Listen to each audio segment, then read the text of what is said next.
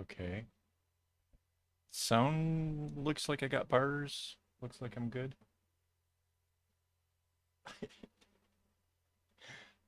There's actually a few seconds of the wrong screen there. That's hilarious. Oh, we got 3 viewers though. That's kind of cool. All right. So you get sound? Sounds good. Okay. Um, I got drinks. I got stuffs. I'm kind of ready. We went from 3 to 2. What happened?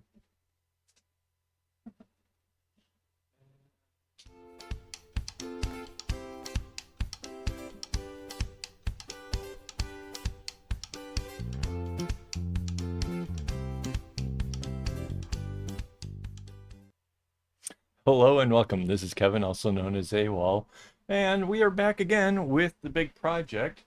And let me just do that. And wait, let me get some music going here. Kinda.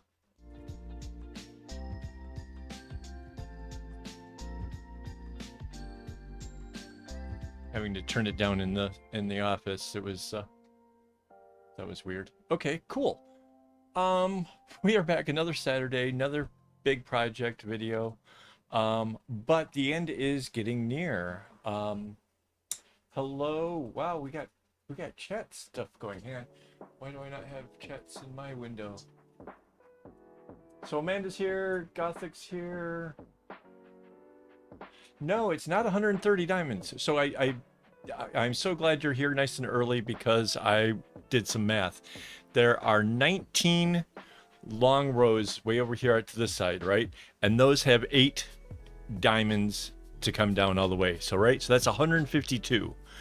Then the area at the edge will have another 12 more, right? And then the area that I'm working on right here would have been 24 up to this point.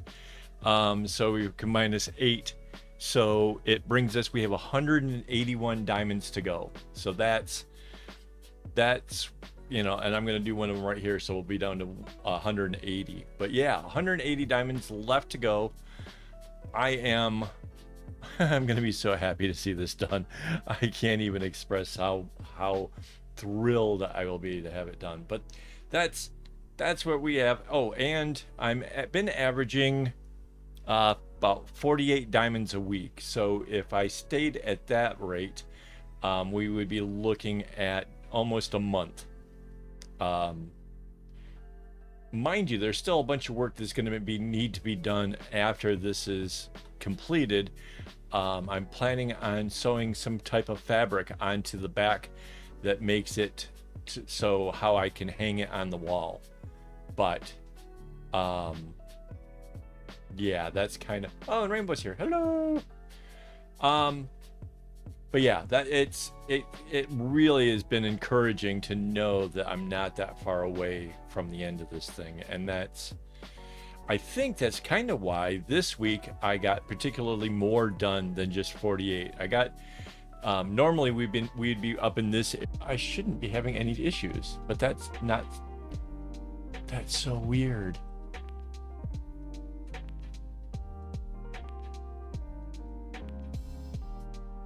Yeah, if you can see if there's current problems or something, because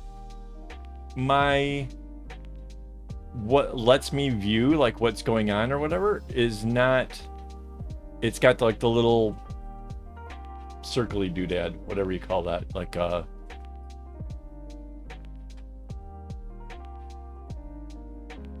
can that be? Is there a pause on this? Can I?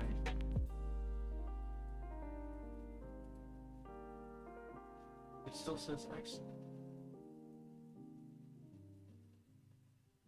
Oh, it suddenly stopped. Yeah, I popped it in. Yeah, this is really weird. I don't know. I lost all my viewers though. Okay, somebody came back. This is so weird.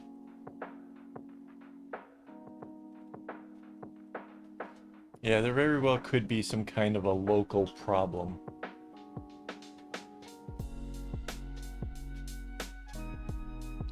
Okay, we're back. Okay, good. All right, so I'm not sure where I got lost there, but anyways, so yeah, we figured it out. There's 181 diamonds. Well, as soon as I finish this, there'll be 180 diamonds left to go. So that's kind of feels pretty cool. Like I'm finally getting towards the end. I had been doing approximately 48 diamonds a week, and that would be take me about a month or so. This last week though, I accomplished way more, so that was pretty awesome. Normally I'd be up and working on this area here, so I'd finish this, which is 24, and then complete this up here, which would make it to 48. But I finished that area, and now I'm working down here again.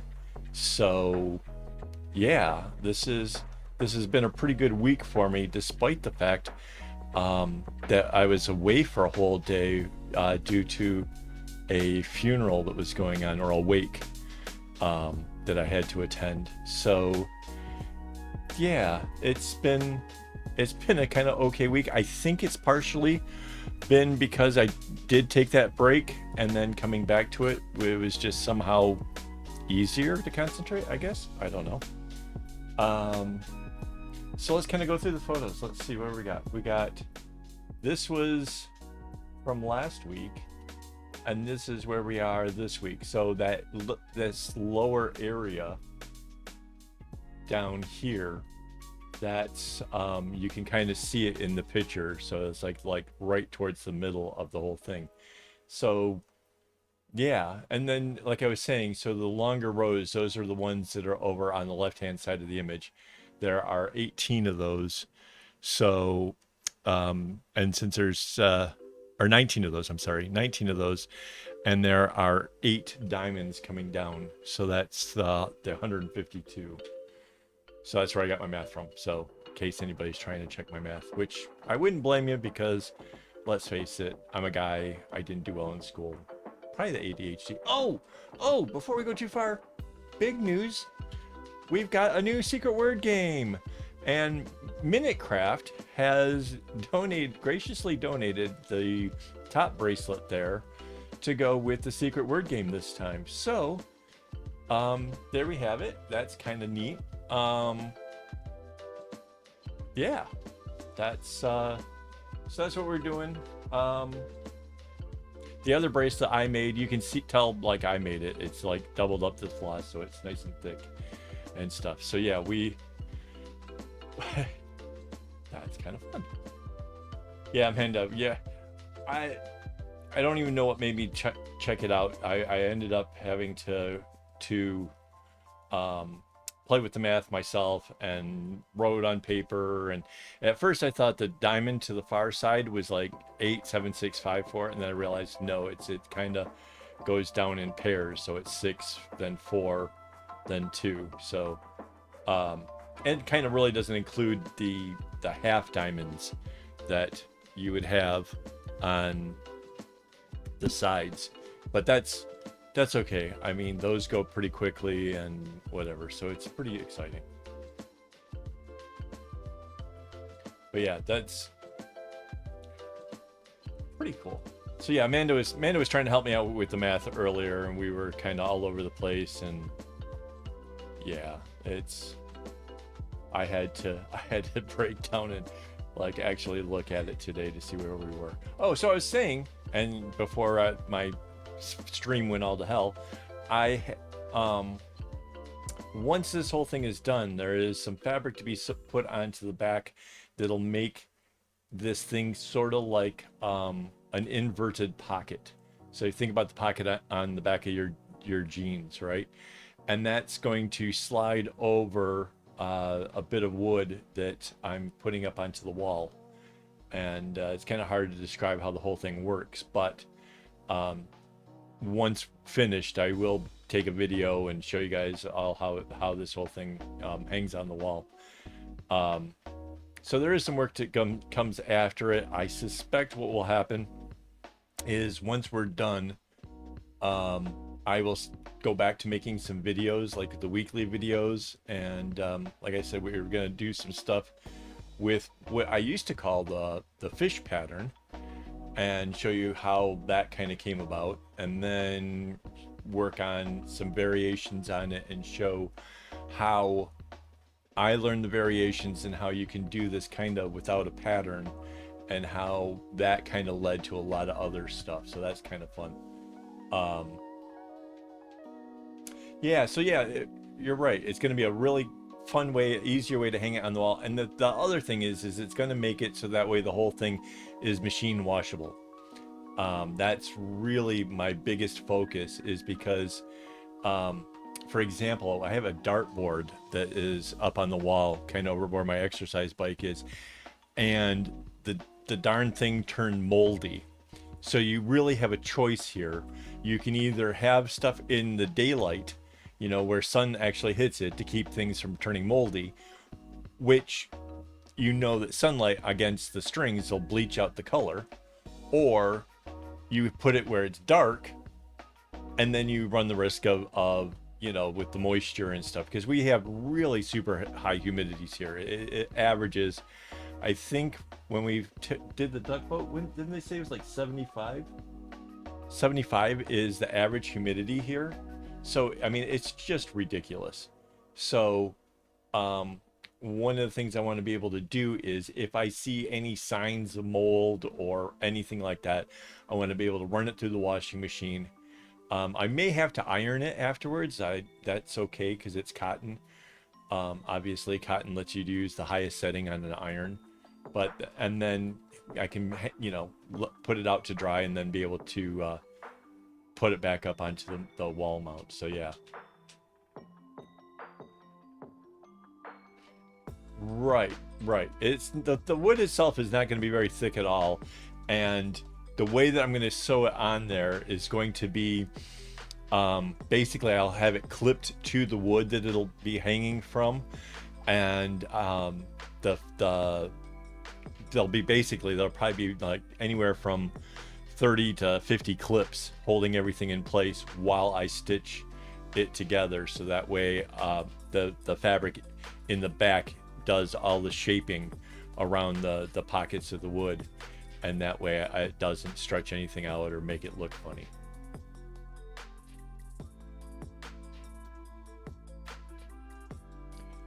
Oh, let's see. Cool, got the right account. So yeah, pretty stoked about all that. It's so good to actually be so far towards the end of the project that I have to start taking into consideration, like, getting the wood delivered and all that kind of stuff. So yeah, I'm basically going to probably use the same company. I don't know if you guys remember from the Christmas time, but there's a lumber place here that lets you order everything up already pre-cut and everything, and then they just deliver it to you. So they were the ones that helped me with the Christmas tree. So yeah, really super excited. Oh, so here we are. We're at the end of this row, and basically I'm just going to take the second string, go across the first one, and then the third string goes across those two, and just bring that on down to the point, so that way it makes for a nice clean edge and makes for a real pretty little tassel here.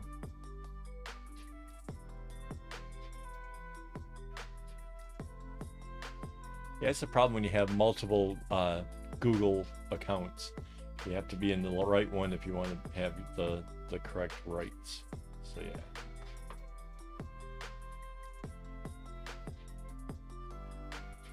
So yeah, really stoked. Okay, so what else do we got?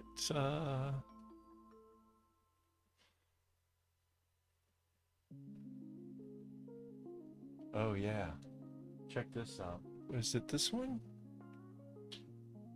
So this is the back. This is 2 weeks worth of all the strings I have to chop off for all the ones that got replaced. So when I tell you guys like the number of strings that we've, the number of skeins that we've gone through, this is exactly the why we've gone through so much, because that's what 2 weeks worth of replacing strings looks like. And then this one, this is the side of my desk this thing has absolutely taken over. So I kind of shot this because I wanted to show you, like, can you imagine if I was trying to just do this upper row up here because of how much string got added on the sides? I would have definitely, there would have been so much string over on the side, and there's already so much fabric.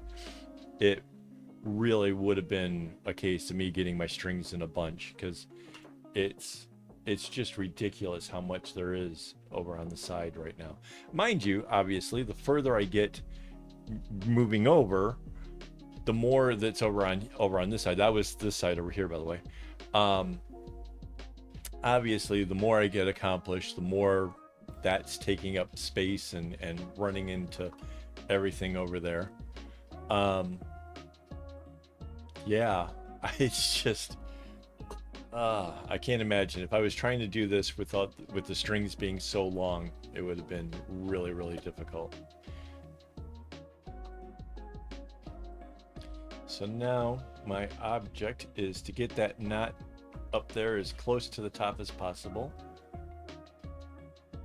It's just I don't even know what kind of knot that is. If anybody knows the name of that knot that I just did there, I would be interested in knowing what it is. It's just a simple flip things around and slide it through kind of thing. But I'm sure that somewhere there's a book that actually has a name for that.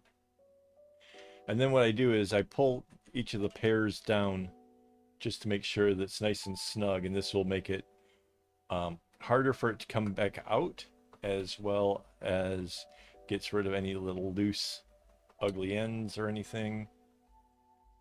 Yeah.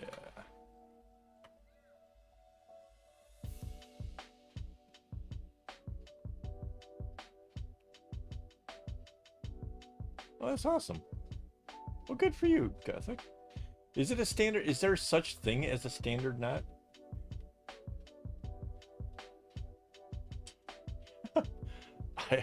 Honestly, I have no idea.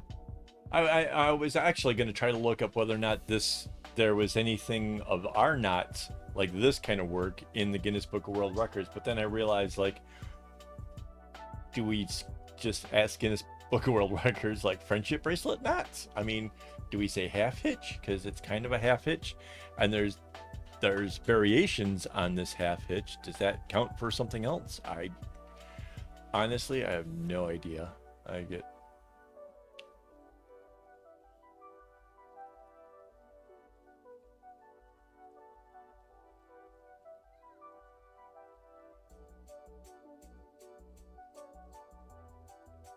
Yeah. So I don't know what these knots are called. It's just, I just take all the string, make a loop, and pull it through. So, and you would think we're all a bunch of knotters here. Like, you would think that we'd have figured this out. We would know what that is.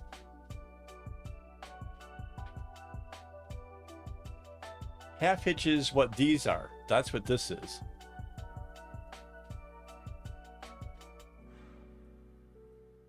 That's what these things are, I think. Yeah, so I used to have something called the Ashley Book of Knots. It was one of my prized possessions.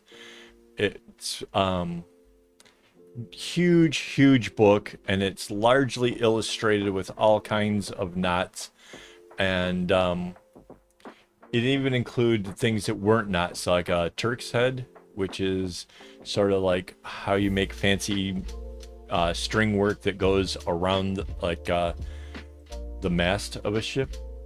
So yeah, there was a lot of really neat stuff in there. One day I'll have that again. It's a great coffee table book because it's just beautiful, and the diagrams and stuff are really nice. And for a guy like me who really enjoys playing with string, it's a pretty neat thing.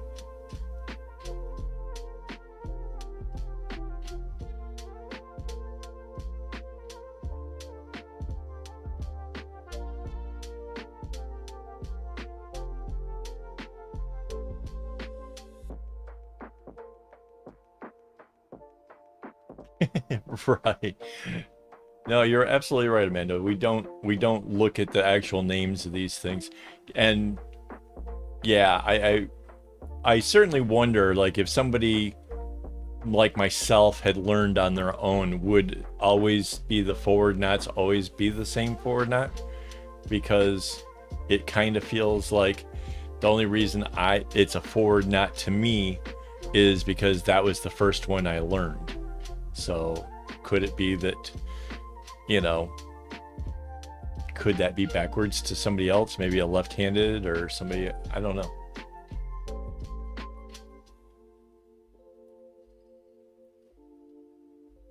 The stuff that makes you think. So yeah.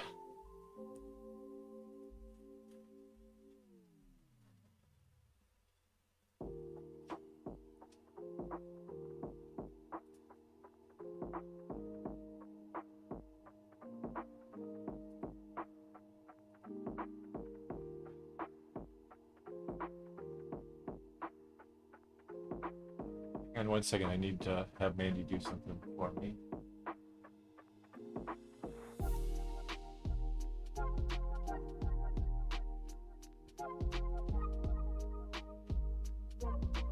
Here's the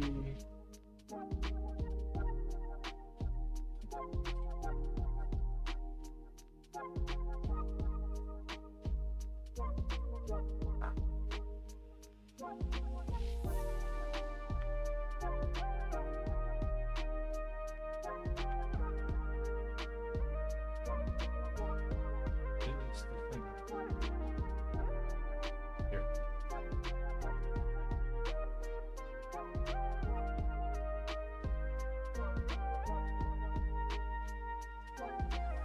What did I do?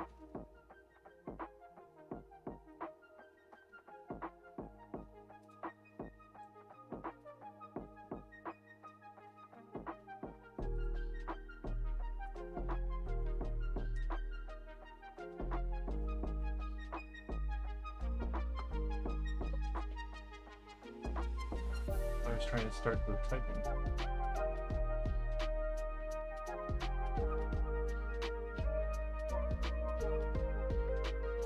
Just realized there was something we didn't get accomplished here earlier, so I've got to fix this real quick.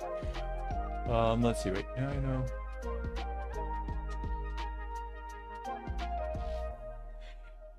Okay, so Gothic, the upside down version. I have a friend, Safety Driver, that's his like name on Instagram. He tried to learn what I was doing, and for some odd reason managed to do it that direction, and that would absolutely drive me insane. Like I absolutely cringe when I see people with their bracelets on upside down. It's just, but some people love that, and yeah, I don't know.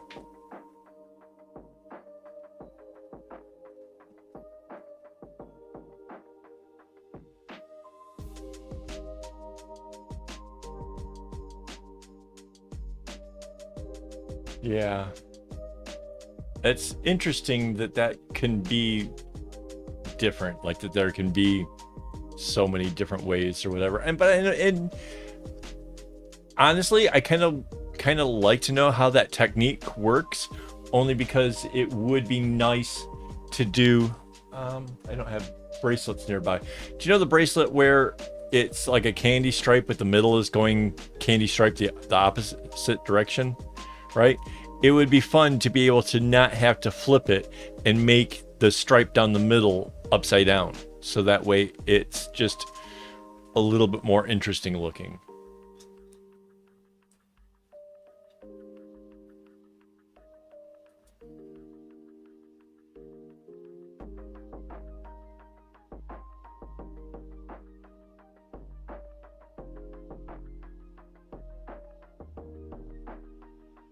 It is interesting. That is cool.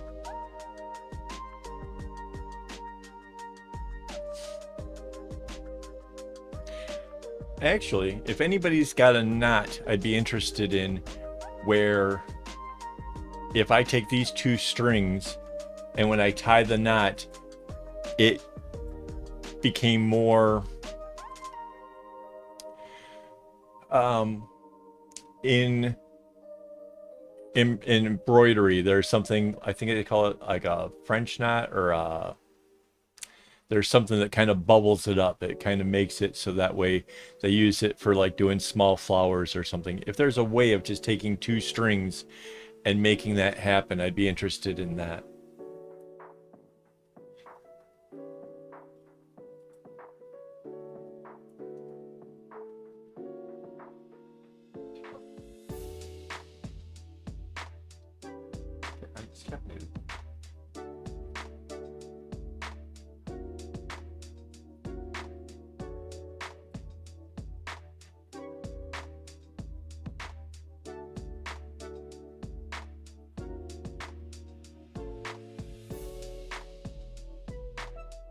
I hope you brought enough lunch for everybody.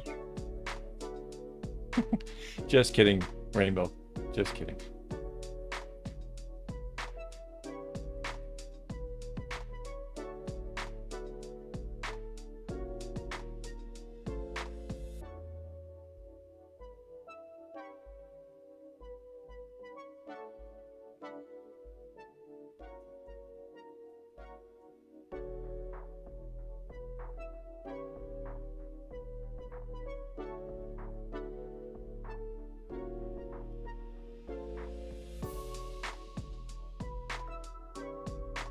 Oh, so we were talking about the amount of how much I normally accomplish, which is what, like 48 of the diamonds in a week.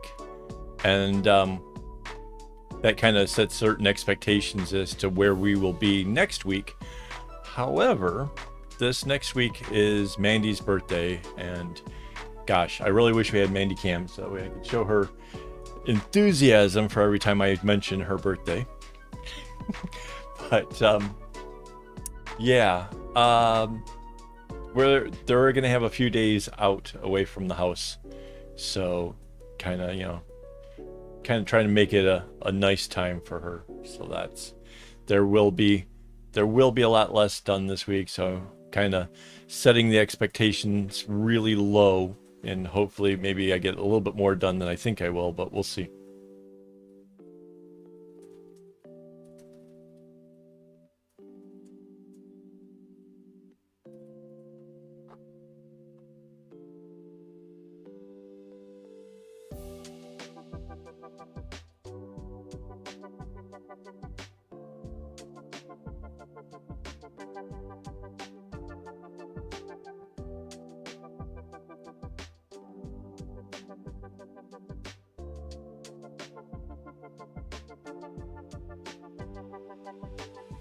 Salad sounds nice.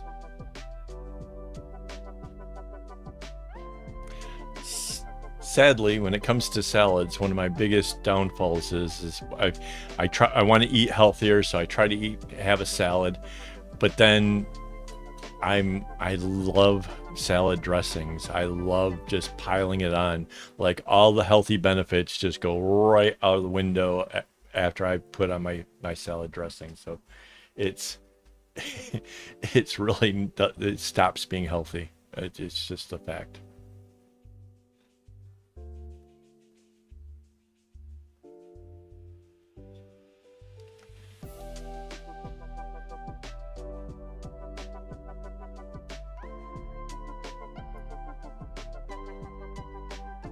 Oh, Rainbow, since you're back, maybe you can answer it. What is um the stitch that they do for embroidery that makes like a little tiny bumped up knot? Like usually like if they're trying to make like a floral, something like little tiny flower look or something like that, like in embroidery. Do you know what that's called? Thank you, Amanda. I hopefully we will have a fun week. It should be awesome.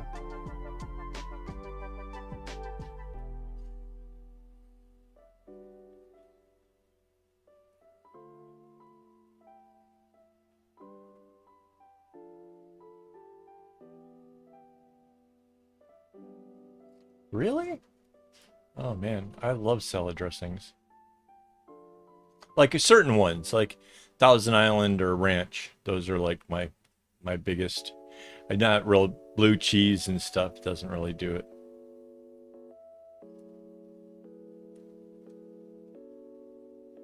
French knot. So it is a French knot. Correct. So if there's a way, if like along the bracelet or whatever, like I could do something like a French knot, I'd be interested. As a nope knot? Nice. If there is a way of being able to put something like a French knot into the bracelet work, I'd be interested in trying to do something like that.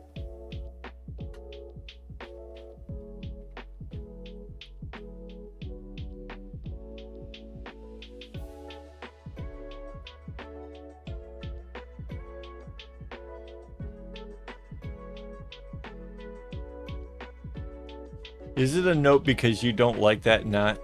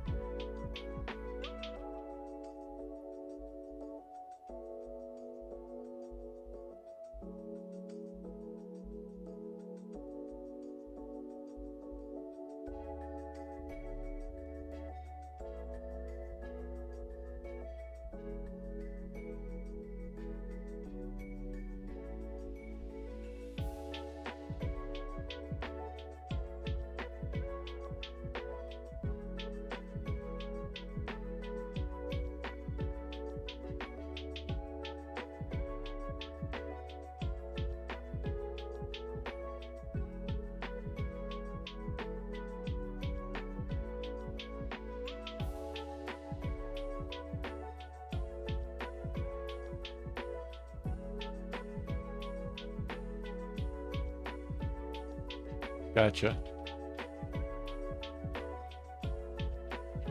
My sister used to do a lot of, she would just take pictures or whatever, sort of trace it partially onto the fabric, and then do it. There was an artist that was like pretty famous, like in the mid 70s, late 70s, where it was like a couple chipmunks going down a hill using a leaf like a sled, and she roughly drew these things onto the fabric and then did all of the stuff with all kinds of fancy stitching and the French knots and all this nonsense, and it turned out looking pretty much like the cards or whatever that this artist had done. So yeah, I kind of grew up in a household where these things were kind of commonplace, and nobody ever said these things were difficult, so I have no real idea. I just know that a lot of people do that stuff, so yeah.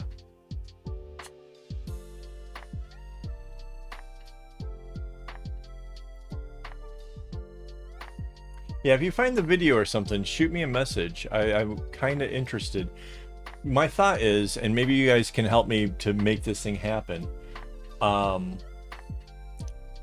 My father-in-law is almost completely blind. He can barely make out anything that's right in front of his face. If it's even more than a meter or so away, he can't tell. So it really kind of freaks him out. So we had to take him to the association to the blind, and I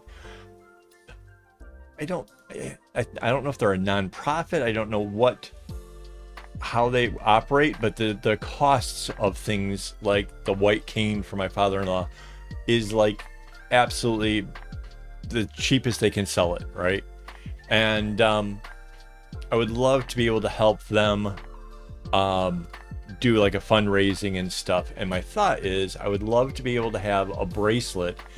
Maybe it just looks like a chevron, but with certain knots bumped up in a certain way, make the braille of it say something like hope or love or some kind of positive message that can be felt in the bracelet itself. I think it would be a great thing for them. I think it would be cool to take all of the proceeds of these bracelets and have it go towards them, because they do a lot of good. They have a lot of helping blind people find work, just stuff in general. They were the ones that tried to advocate that the buses and trains and stuff should be free for the blind, things like that. So yeah, they're kind of a group that that kind of means something a lot to me, and I think there should be a way of being able to do this. It should turn out pretty cool.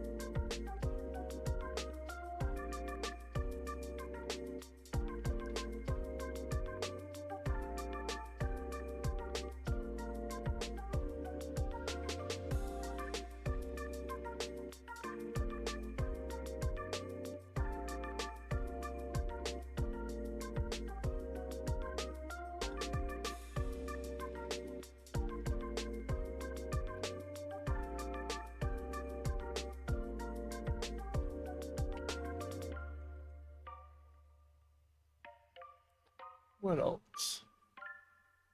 Oh, so earlier I was showing you guys like the back, right? This is the back with all the strings. So in order to be able to have enough string to keep this going, I had to cut more. So basically we are up to 825 skeins so far in the project itself.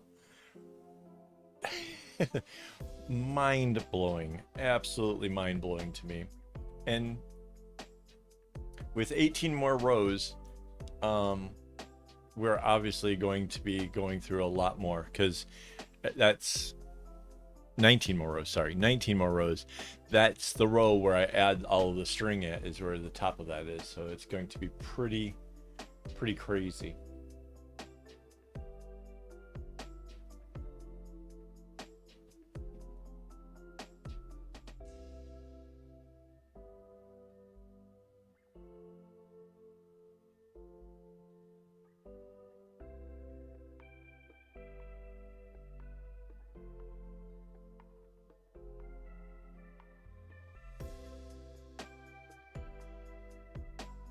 So you were able to save it and you just didn't know? Oh goodness.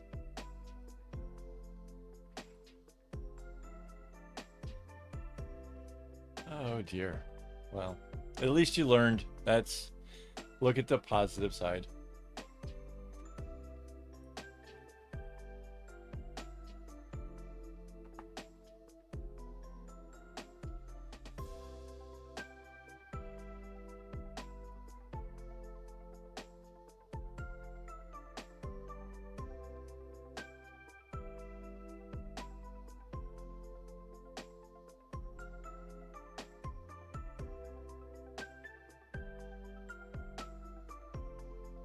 It's so weird now that I know like how many diamonds are left. Now I like kind of want to count. So like we're like 179, 178 and a half.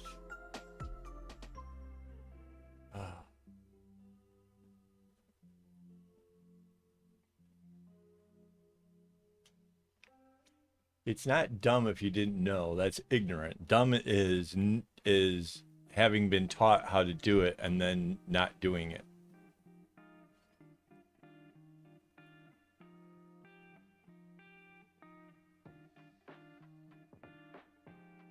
Dumb would be to spend a whole day's worth of highlighting what you've accomplished without hitting save once.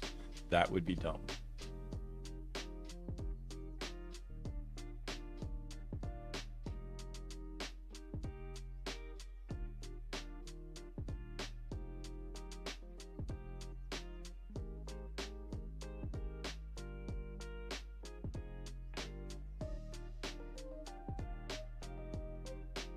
Again, ignorance is different. Ignorance is if you just don't know any better. If you can't speak the language, you can't be expected to know where the saves are.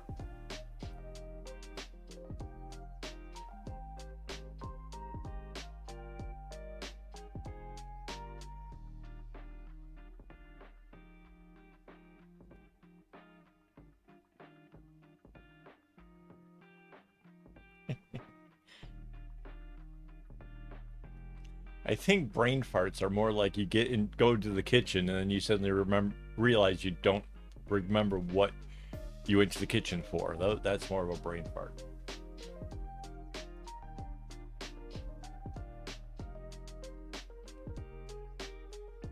And don't worry, you'll get more of those as you get older.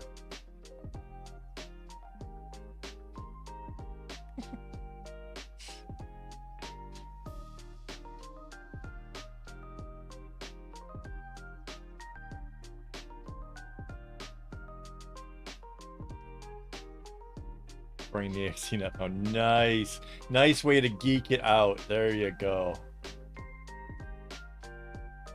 Wait, now I want Mandy's bracelet in here. The loading bar.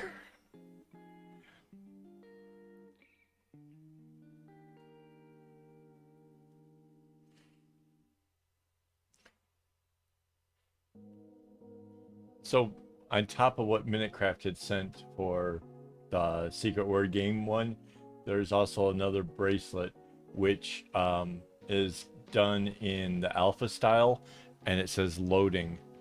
And yeah, I totally think that's awesome.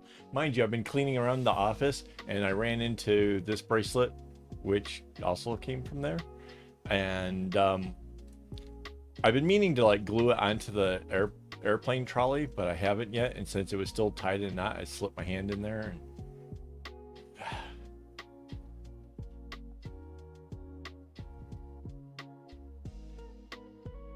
yeah, if nothing says brain fart much like the loading bracelet. That's perfect.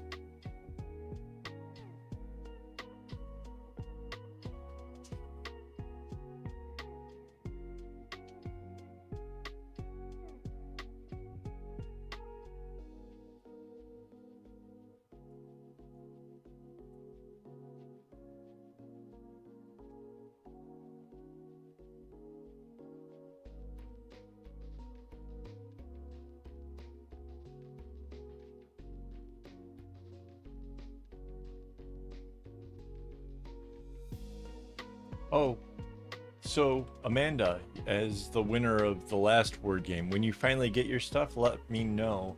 I'm really curious as to how long it takes to get something from England. So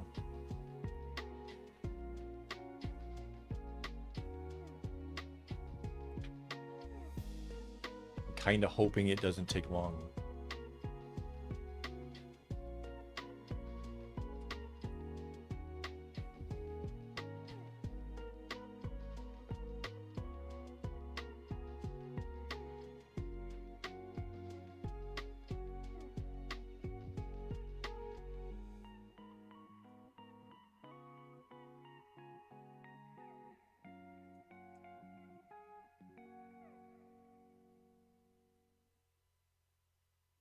Who needs more brains?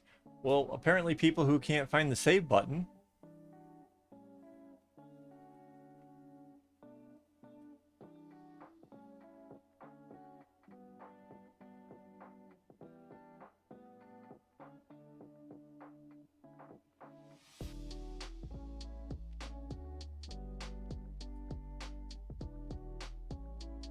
Couple weeks, okay.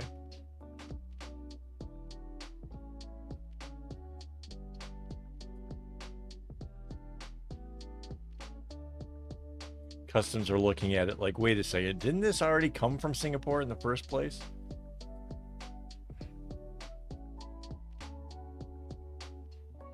Well, the weird thing is when it comes to packages, as soon as the tracking says that it's in Singapore, it's probably in our hands that day or the next day.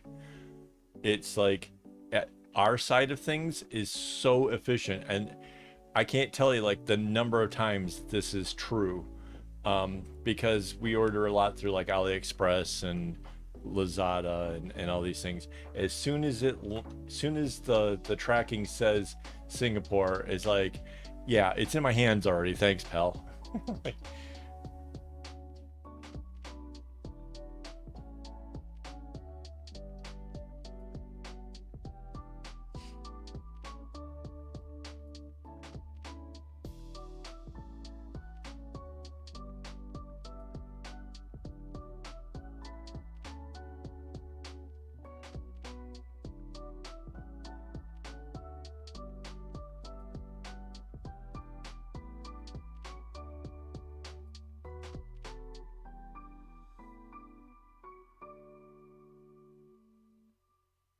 Yeah, I wonder if there's anything different like with the whole EU stuff now. Like I know that their whole customs became weird since they stopped being part of the European Union thingy. Like, I wonder if that has affected the postal services at all.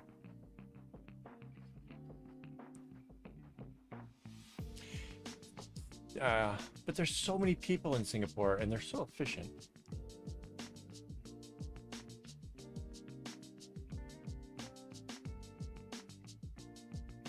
Singapore may be tiny, but like everything that they do seems to have um,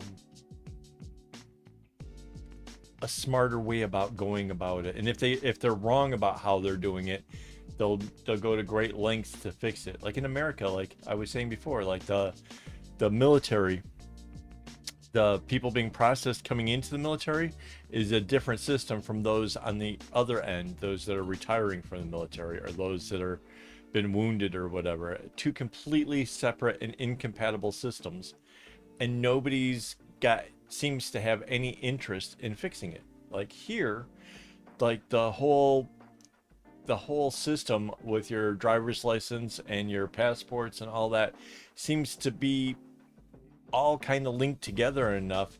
Like you guys like get warnings that your passport's expiring in a reasonable amount of time to get it renewed. Mind you, granted, now that the borders are opening, they're over slammed like 3 times the amount of people or whatever. So they're saying that there could be delays. But even the fact that they can acknowledge that in advance just shows you how much more advanced that they are over the US. Like the US, by the time they realize that there's a problem, it's, I don't know. I shouldn't bash the America as much as I do, but damn it. They just don't have it like Singapore. They just don't.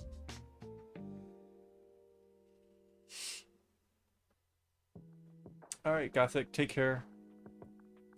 Glad you came along for part of our whole sessions. I don't even know what time it is. Oh, it's almost 11.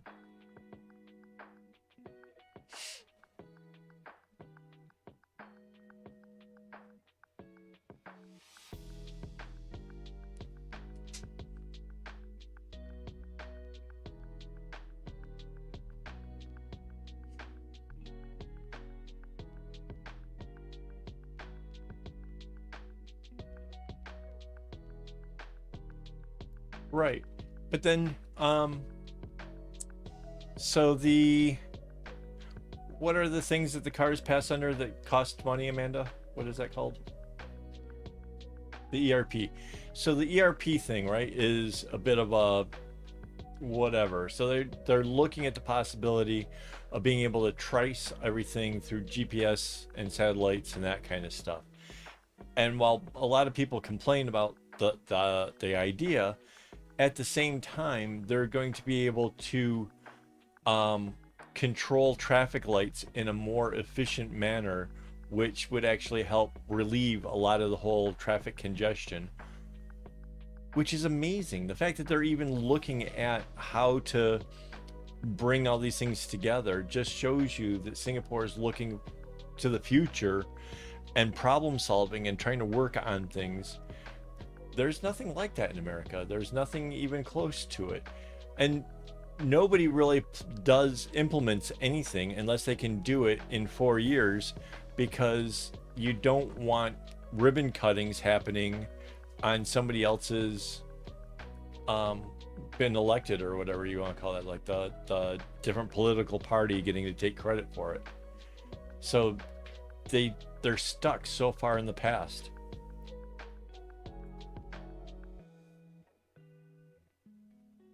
Right. And the people who are like, "Oh, you can't watch where I'm driving my car." Why? Because you're going over to a mistress? Trust me, the government really doesn't give a crap. But you're right, they would.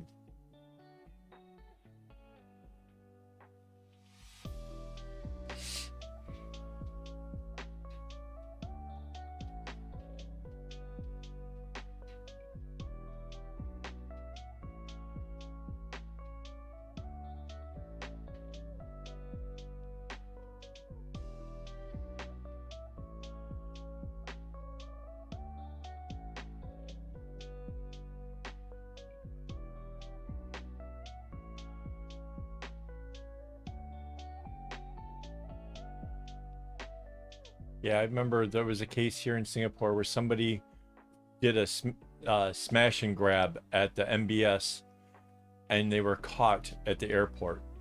Like, how efficient are the police that they went right straight from the MBS straight to the airport and the police are already like on it? Like, that would never happen in America. There's people get shot every day and they still can't find who did the shooting. Right. No, that's true. But even in the more whatever areas, it's still like, I'm from Detroit, so that's a pretty big city. It's about, size-wise, it's about half of Singapore, and there at one time there used to be a lot more people. I think there's about 1 million people in Detroit now. Most of them moved out to the suburbs. Once upon a time, I think I remember the almanac saying that there was like 6 million or something, but like Singapore's population, but that was a long ass time ago.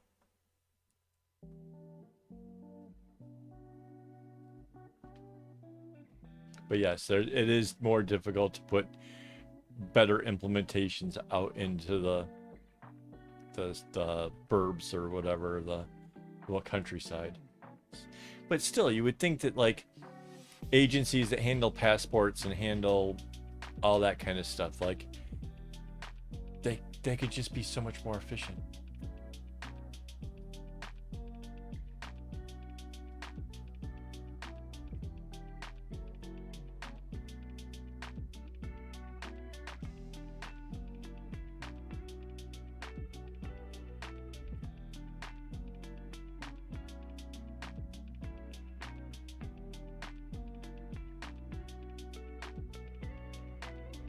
Anyway,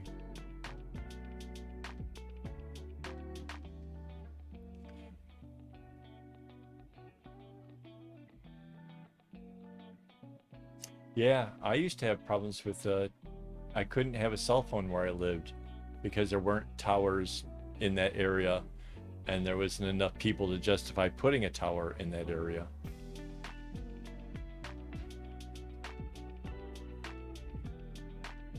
And AT&T, who still runs the landlines, wants to do away with the landlines because they say that it's, too costly to keep them up and running or whatever when most people use cell phones anyways. So that means people in the most rural of areas would cease having the ability to call for a case of an emergency of any type. Can you imagine that? That's just absolutely mind-blowing to me that and they've been pressuring the government for some time to actually drop the landlines, but too much of the rural areas just really depend on that kind of thing to be able to have a signal. Crazy, crazy, crazy, crazy. But that's what I love about Singapore. Singapore's just so together, so amazing.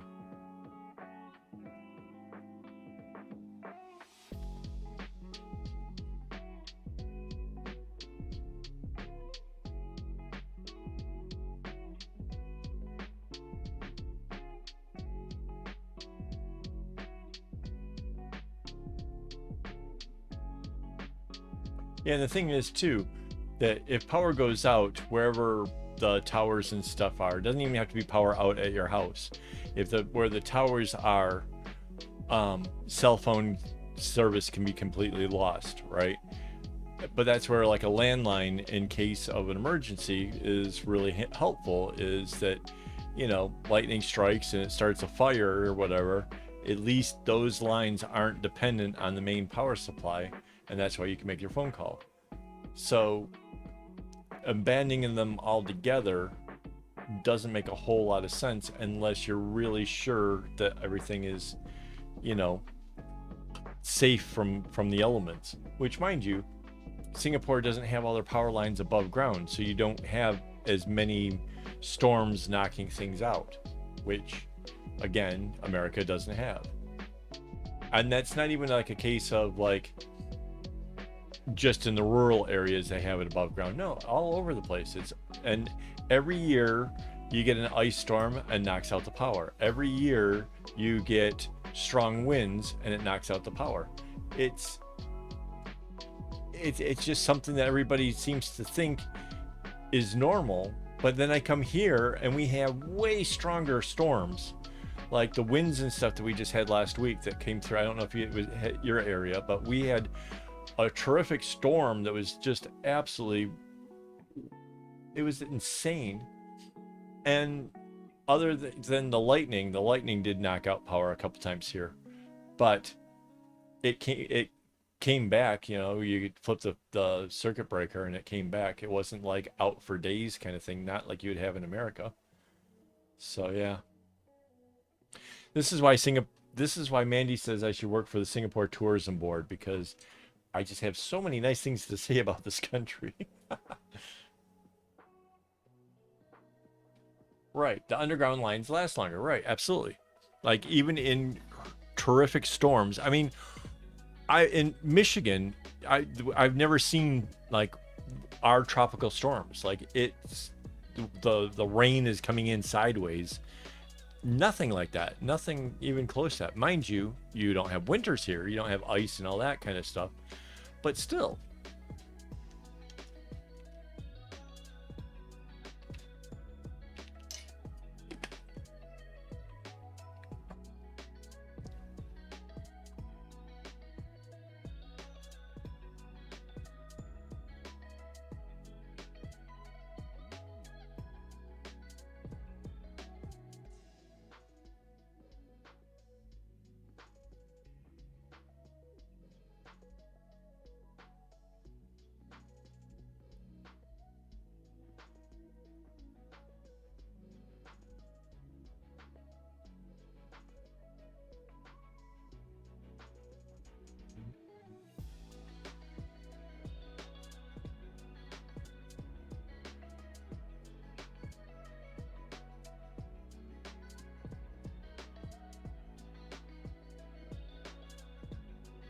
Yeah. What she said.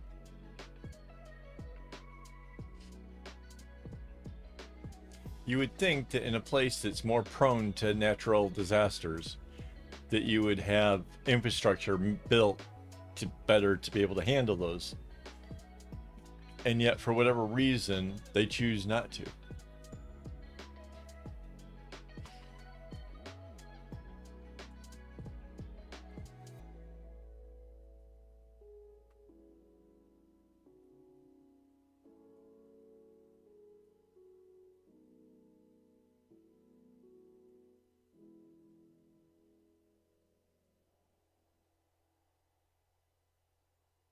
I'm pretty sure that America has a fair amount of it as well, because you would think that like the power lines are running along where there are streets or drainages and that stuff. Like everything from the sidewalk to the curb is government's property in America. So even if you have the private land, the sidewalk to the curb area, that's all government's.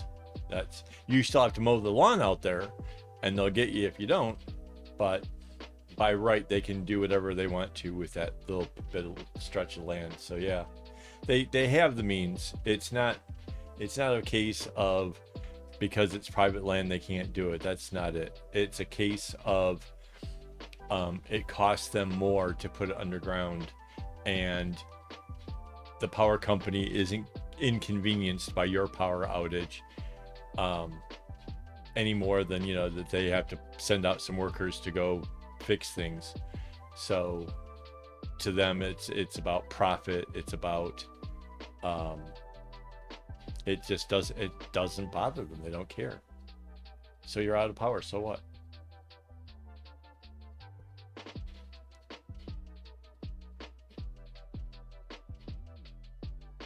Yep. And again, power lines down and zapping things and whatever. Yeah, they don't. It doesn't. There's people aren't getting upset that it's still power lines in the air. They haven't even, like, it was one of the first things, like, I was barely here in Singapore, right?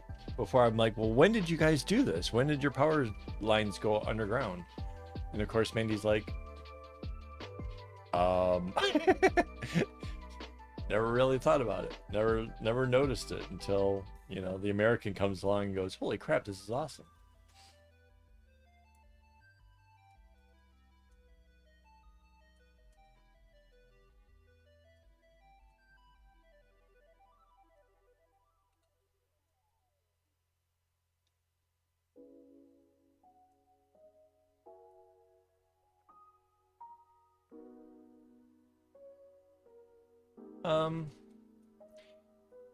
So again, if you're running it along side roads where like you have the underground drainage and stuff, like along freeways, along regular even residential roads, if you were running it along that, you wouldn't have to block the entire road. You could bring a service truck along, you know, block one lane and be off to the side of the road. So it's not a case of, you wouldn't run it straight down the middle of the street. That would be impractical. You would run it along where the ditch line is.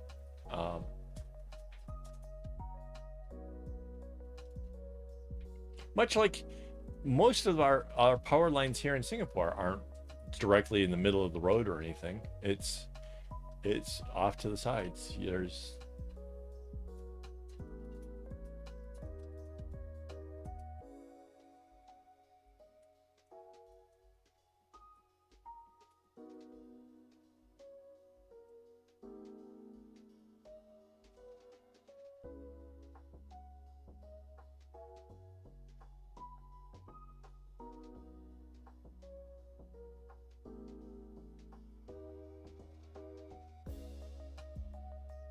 yeah, what do you guys call the biggest storms that hit here?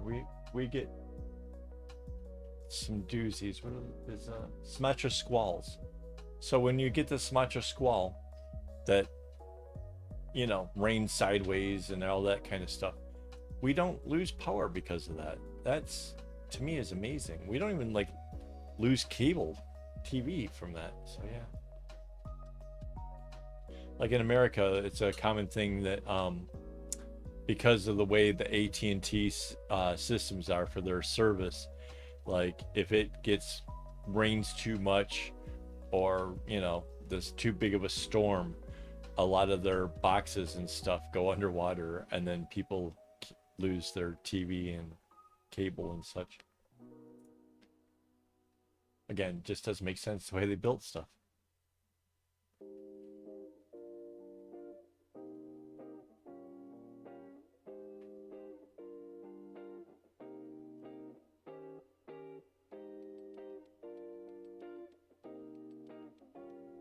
Oh my God, she's a Googler just like you, Sue.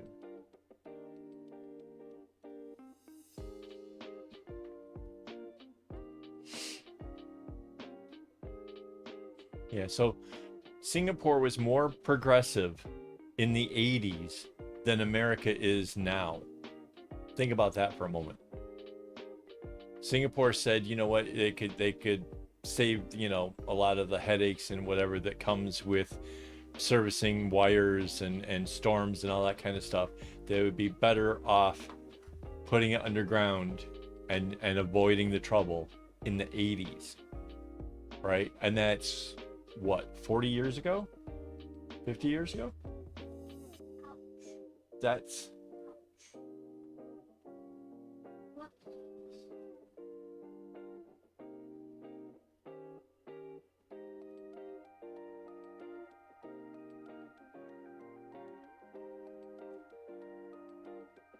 yeah.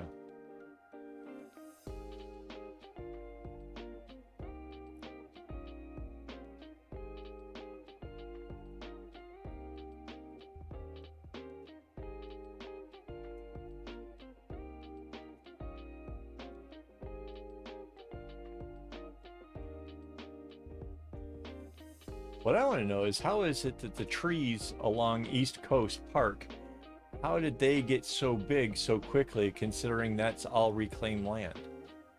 Like, did they bring in full-size trees already, or does the plant's life here just really grow really fast?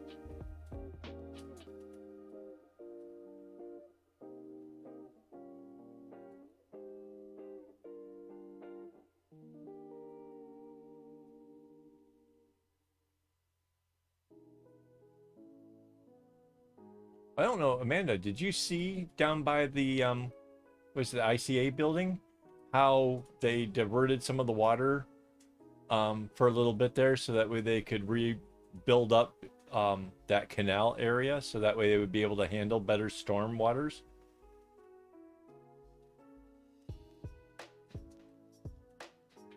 40 years. Okay. I always get confused because I always end up leaving 10 years off and then be like, oh shit.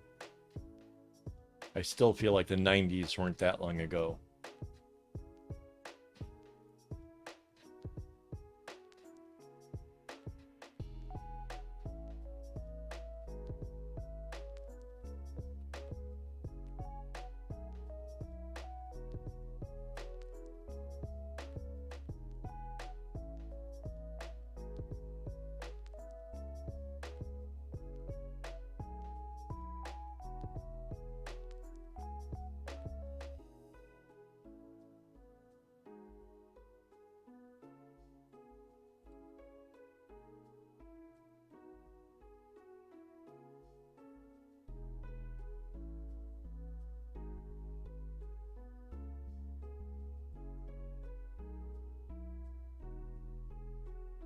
So another row done. That's 4 more squares. So let's see if it was 180.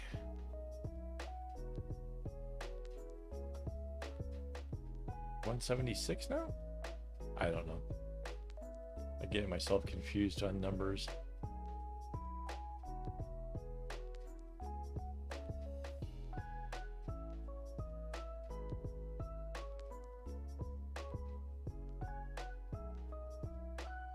Hey, I was born in 67, so, like, go figure.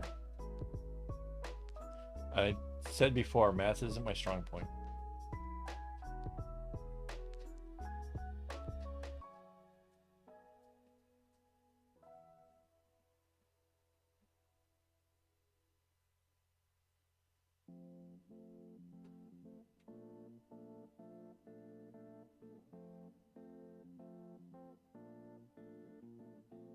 Yeah.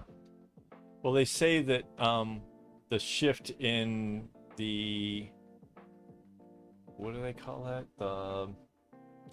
The jet streams is making it so that way a lot more of the storms that would normally be to the north of us are now hitting us instead. And as a result, they're making preparations to all the different canals and stuff. But yeah, we used to go cycling down down that way. That was one of our many different, because we go from Ishun to pretty much anywhere on this whole island, except for, what's the area way to the west that we, Twas. We never make it out to the Twas area. That's the one area that we haven't been. But pretty much everything else we've gone to on a bicycle. So saw a lot of changes in the 11 years I've been here.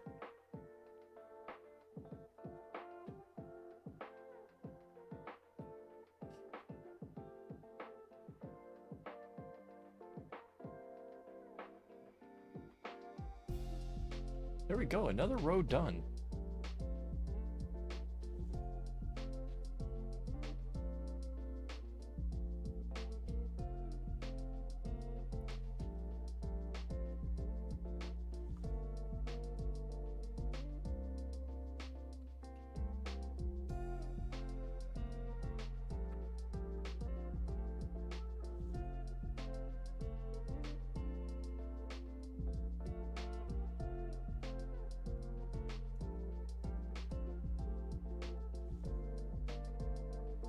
Like, it seems like just even these last couple of weeks we've had, this is typically our dry season.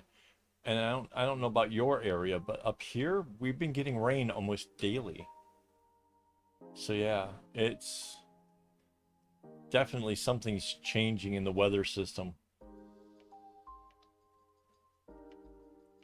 I know one of our first bicycle trips that we took into Malaysia was in March.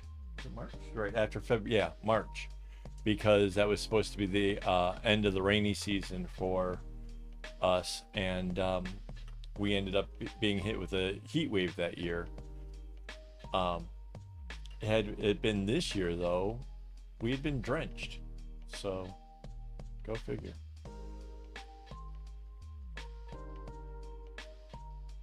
Yeah. And when I say I don't know what it's like in your area, we have a friend of ours who lives down near East Coast, down way in the south, and we got hit with a storm that was just absolutely brutal. It was like the purples, you know, as far as like how heavy the rainfall was. And we asked her like how bad was it down there, and it missed her completely. So, yeah, as small as an island as we are, the who gets hit and who doesn't can be really, really different.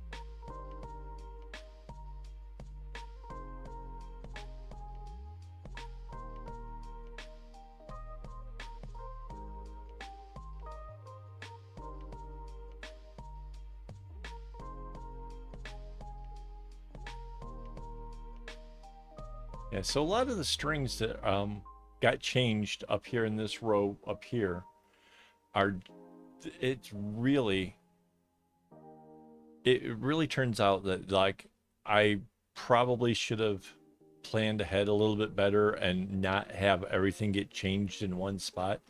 But I am fortunate that that area that I'm changing up in is just long enough for pretty much any of these rows that I'm doing to not have to replace the string one more time. Like it's just enough to make the tassel.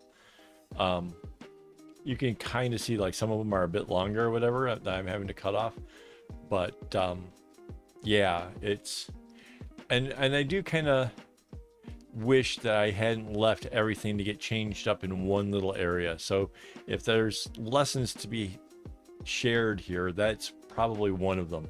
Don't wait and change all your strings up at the same time.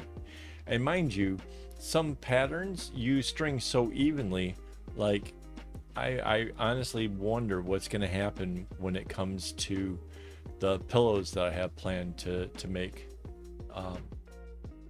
We'll see. I'm going to have to be creative in how I approach it and how I work that out, but we'll see what happens.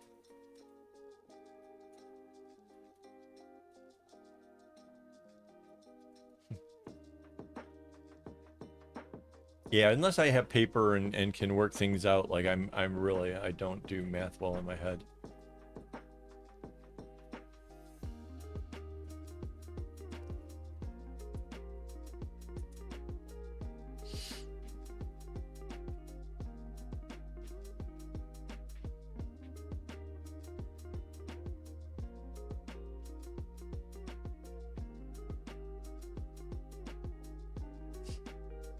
Yep.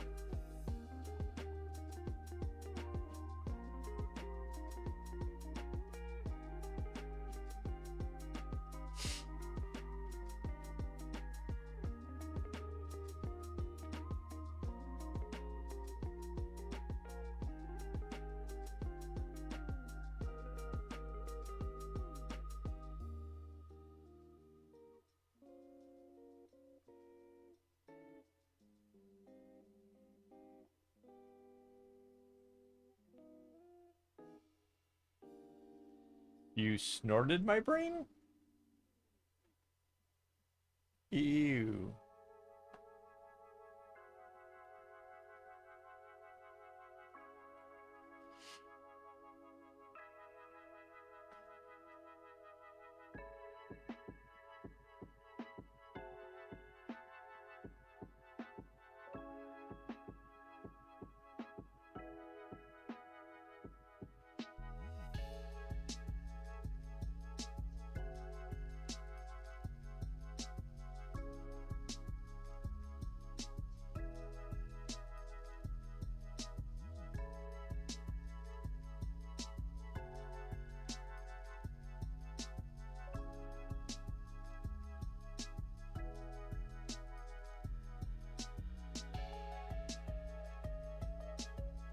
You guys are hilarious. So yeah, I kind of like how much progress we're making here tonight. Seems pretty good so far.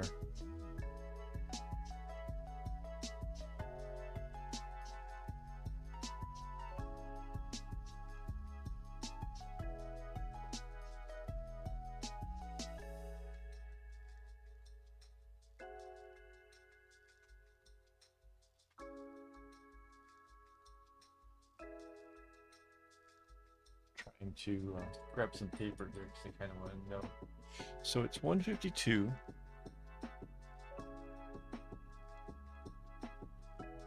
Plus, what did we say that area is? 12.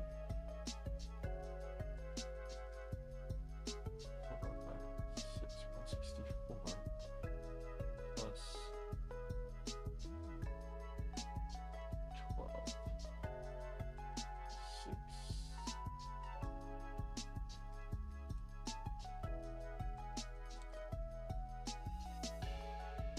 I think we're at like 176 to go.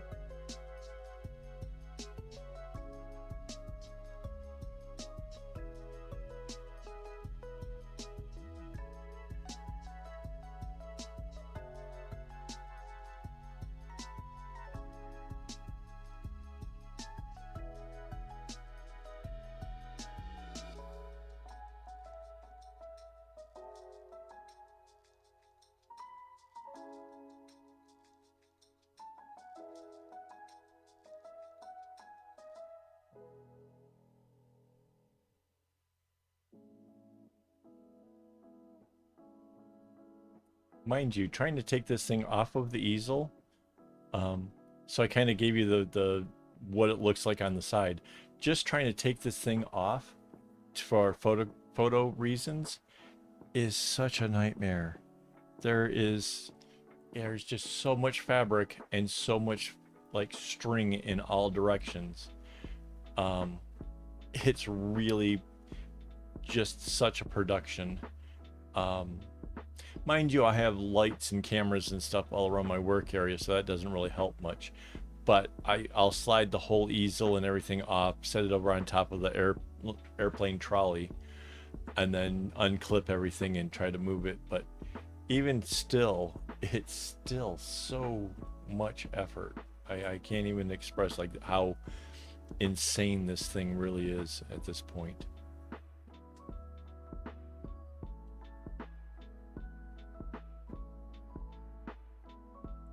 And truthfully, I did all the effort of taking it off to get one picture. Like this is the one photograph I got before putting the whole thing back on. So it didn't really feel like the payoff was great. So that's why I have to keep using the picture again, because I worked hard for that.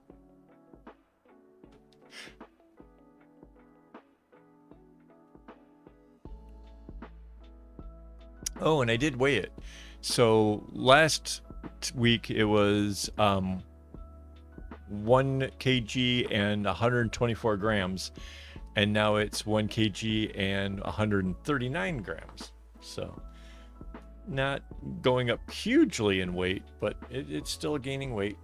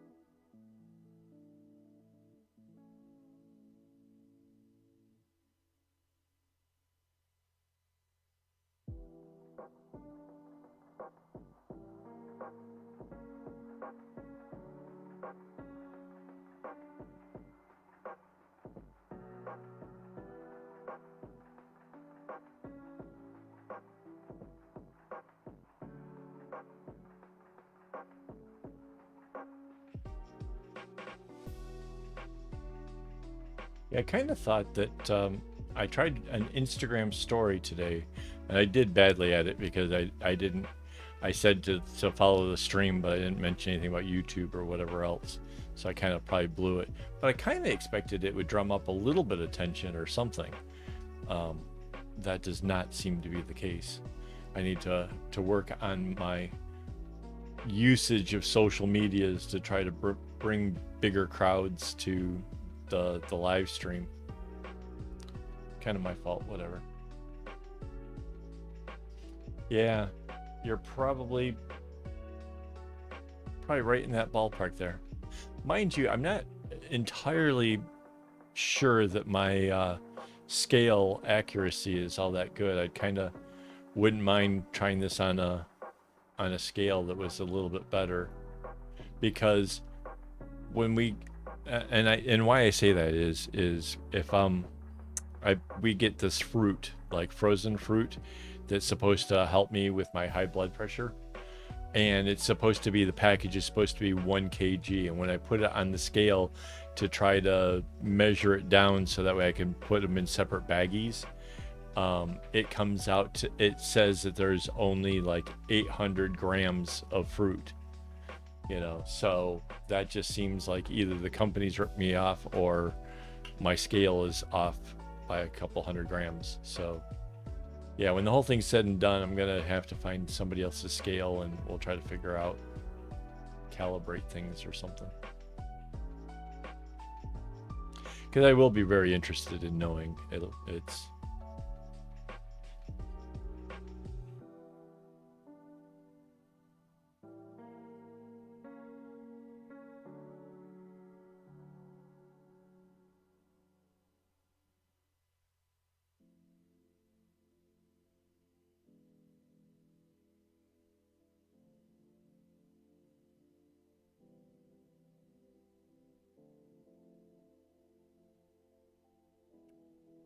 you should probably book the thing for mom if you're gonna go.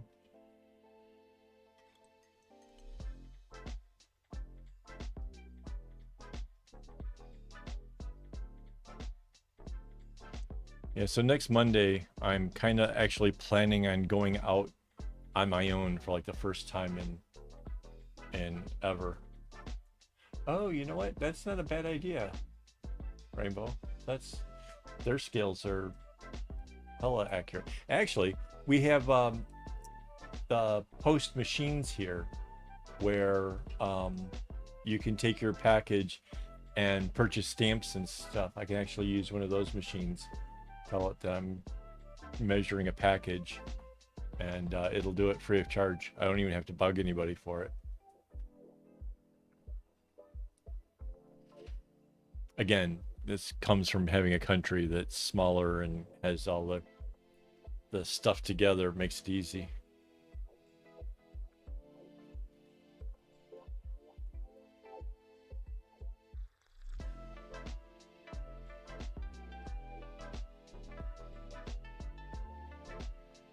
I forget what they call those. Is it pop? What's the machines with the stamps and stuff? Sam. The Sam machines.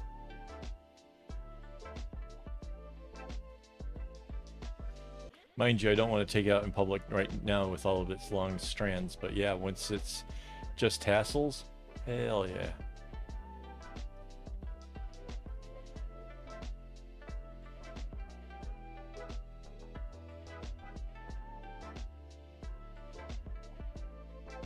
Not a bad idea.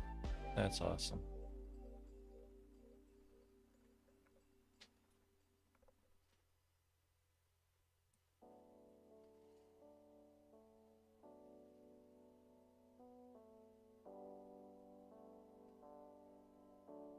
I also kind of want to take it to my shrink one day, because trying to explain to her what I do in my spare time kind of probably doesn't make a whole lot of sense. Because I try to explain, like, I know that my productivity can be measured, like, because I know how much I've done.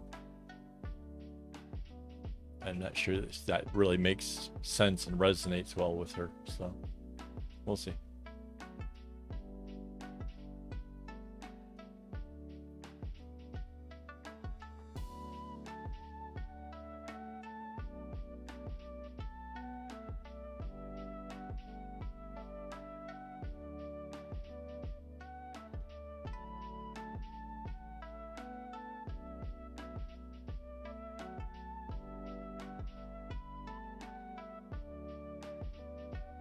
No, this is like directly taking it straight out of the freezer, dump it in the bowl, and try to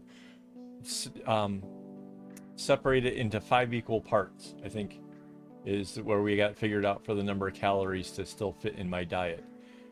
And the packaging says that it's 1 kg, but then 200 grams seem to be whatever.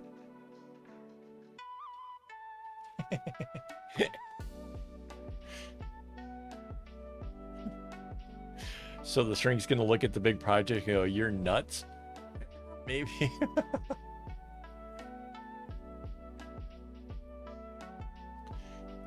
One of those who in their right mind would actually make something this big.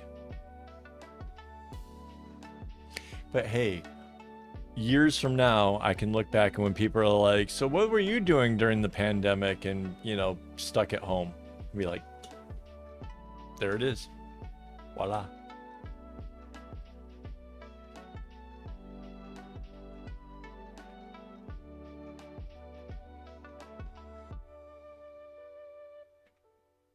Oh, so anyways, so Monday it looks like I'm gonna head out.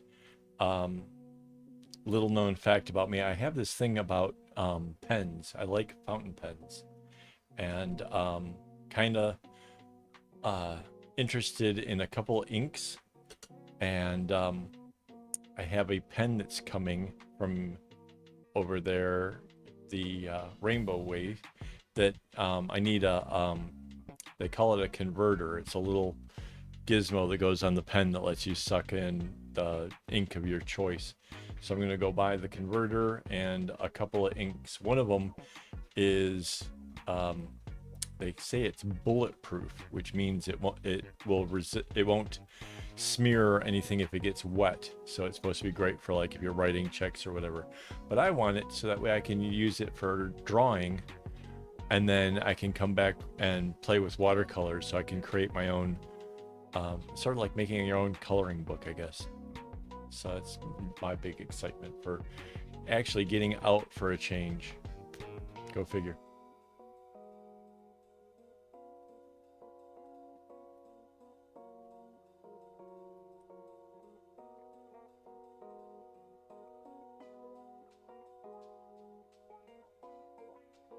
Oh, that's cool.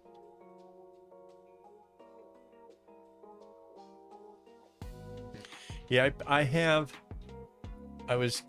been dumping all the images and stuff off my phone into files, and trying to sort through things. And so on my computer there is a folder called the Big Project, and I have photographs going back to, like, the first little diamondy thing that was at the start of the whole thing all the way up until like my most recent pictures. I think it's going to make for an interesting story time later on when I create a video out of all of it.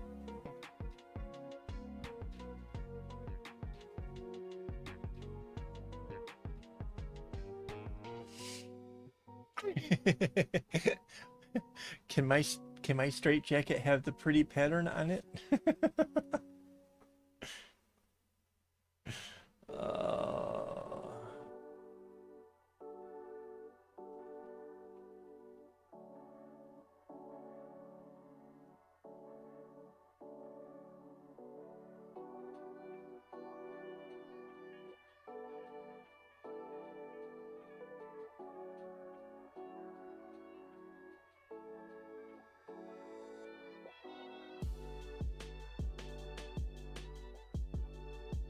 I like they just use the you ever see those things that you put your fingers in and once you do it you can't pull them out?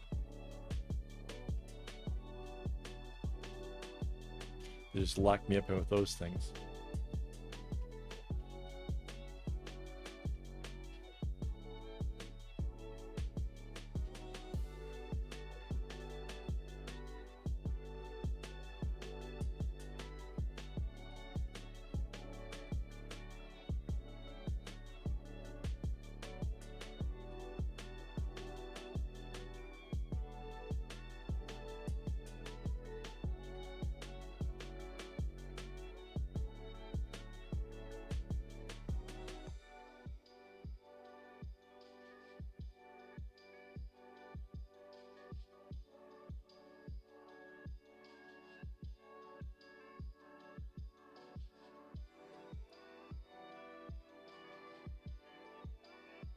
Yeah, are they really Chinese though?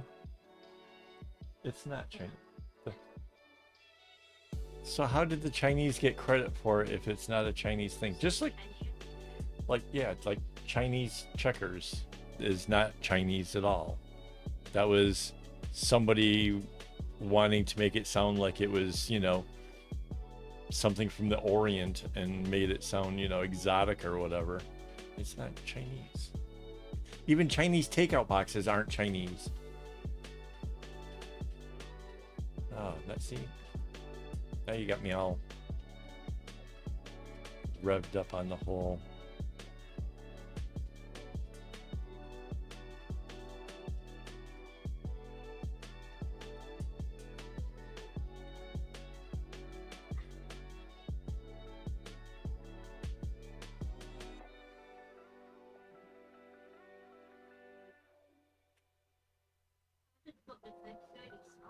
Uh-huh.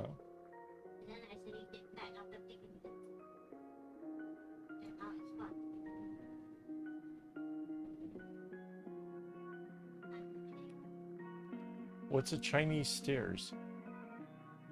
Oh, the circular thing. Oh, right. French fries aren't French. Nope, I knew that one.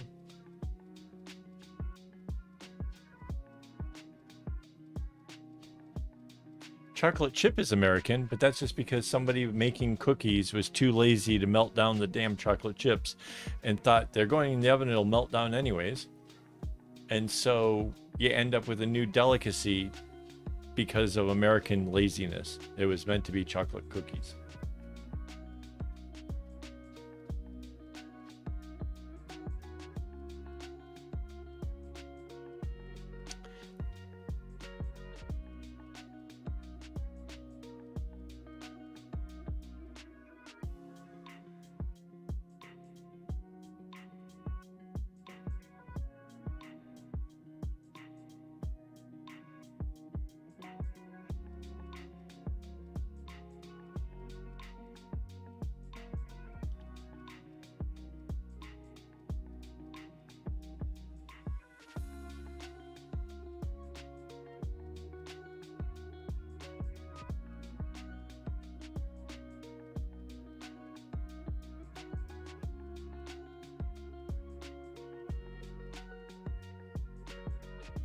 Maybe you can call them.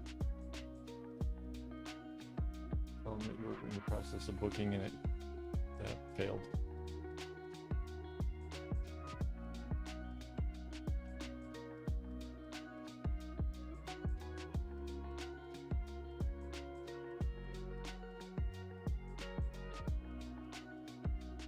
Are German Shepherds even German?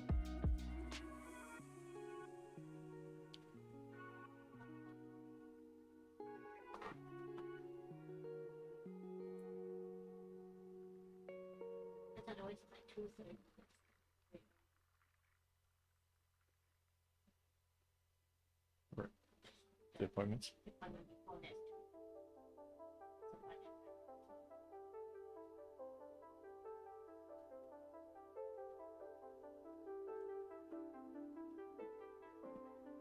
Really? That was almost the American bird. I think it was Franklin really liked the turkeys. Thought they were, you know, hardy and whatever.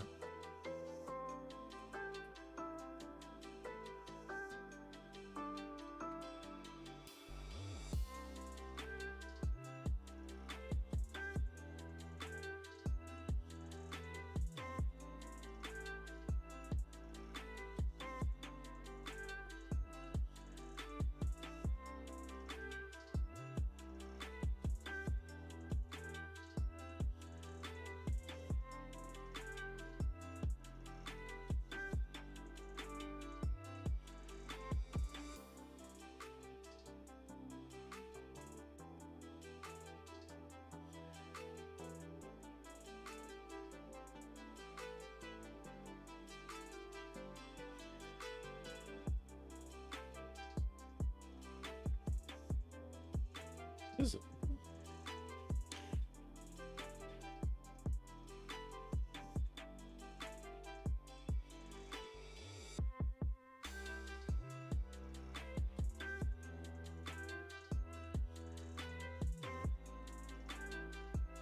So what is a turkey in Chinese? What is it? Fire chicken?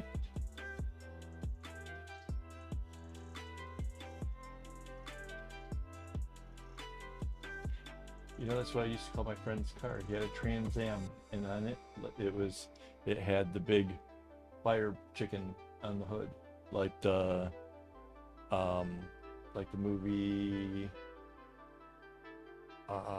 What is that one with Burt Reynolds? With the eastbound and down, loaded up and truck. Shoot, what the hell is that movie?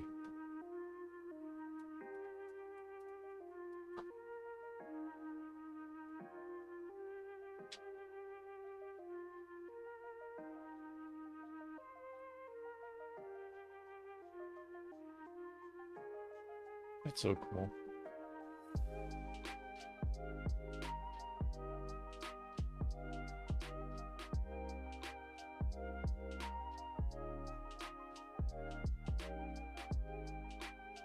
Actually, I want to know what about if you guys want to talk about chickens. There's when we were in Malaysia, the chickens I saw were like nothing I've ever seen before in my life. I am a tall man. I'm at 193 cm, 193 cm, and these chickens, maybe not quite waist high, but like definitely thigh high birds. Just huge chickens running around.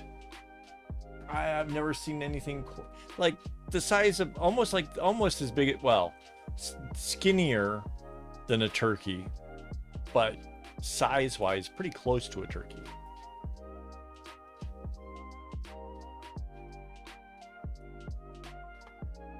Well, Rainbow Haze, you guys have seagulls that are relentless. If you go outside with like fish and chips, forget it. But yeah, no, they have giant-sized chickens in Malaysia.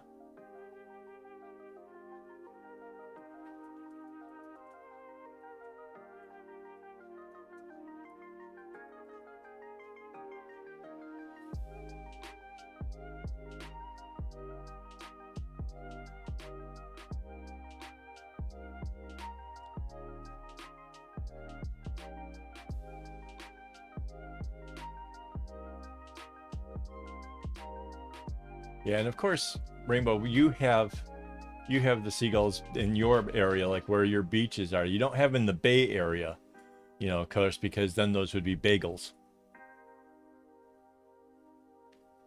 Oh, we really could have used the Mandy cam for that one. That was good. The eyes rolled so hard.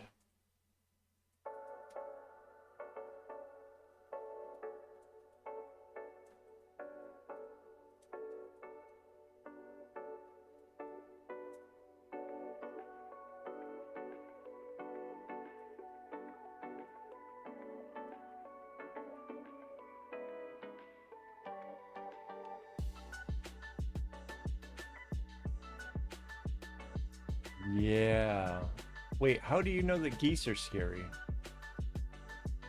Do we have geese here? We don't have geese here, right? They don't come down this way. Geese can be like huge menaces. Like we used to get the Canadian geese coming in the summer times down where I lived in Michigan, and yeah, they can get outright like aggressive and stuff. And their teeth, they have like rows, like several rows of teeth in their mouth. So yeah, they are truly scary.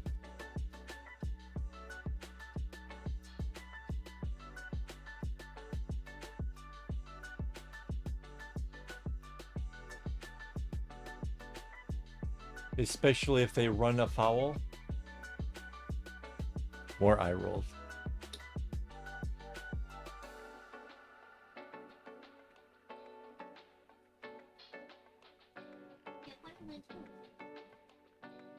Oh, cool.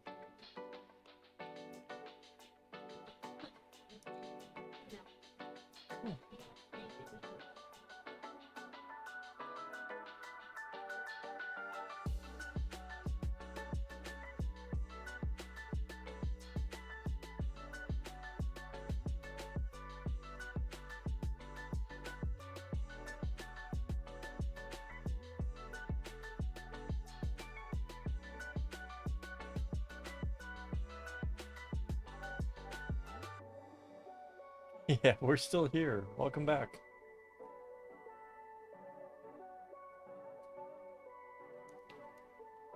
Cool.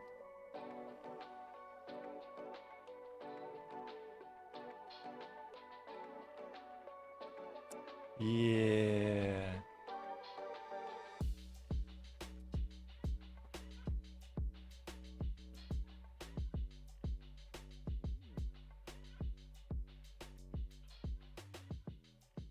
Yeah, I uh I like puns. I think it's a fun, intelligent form of humor as opposed to like degrading humor, and or the slapstick kind of stuff or whatever. Puns actually require a little bit more work.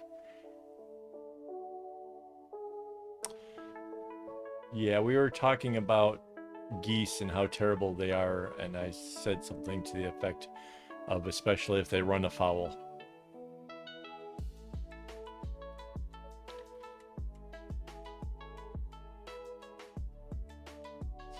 And how, yeah, turkeys in Chinese translate as fire chicken. How cool is that?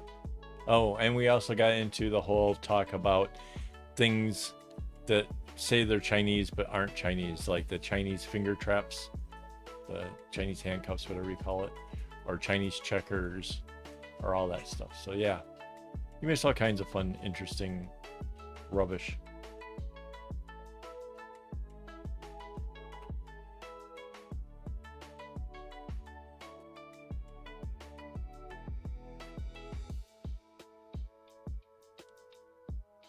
Lambasted by turkey jokes. Oh, I roll again.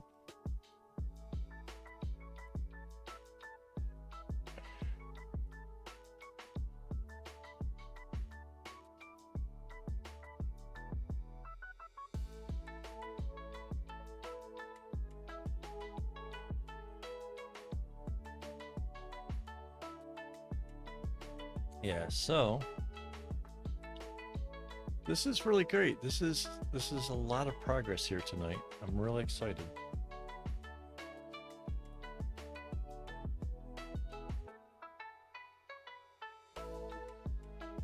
Hey, John. Wow, long time no see.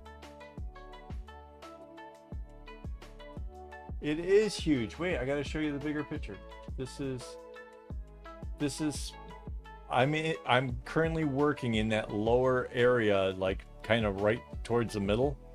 I'm passing the middle point as we speak. So that's where I'm at so far. And yeah, I'm really stoked by the progress. Absolutely. So John, you never get to make it to these things. That's so cool.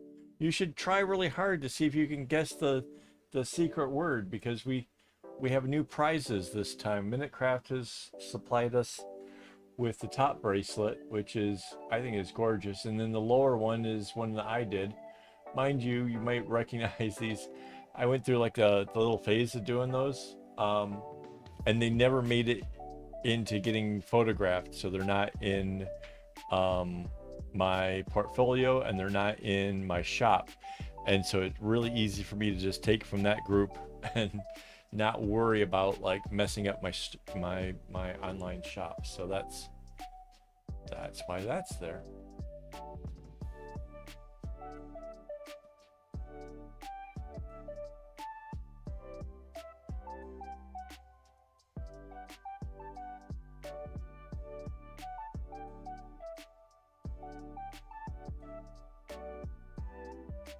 Yeah, it's nice to think that this thing is finally getting into the home stretch, and I'm not sure that knowing that there's over what 170 something little diamonds left to go. Like that just seems like a big number. I think I'll be a lot happier when that number comes down the next couple weeks.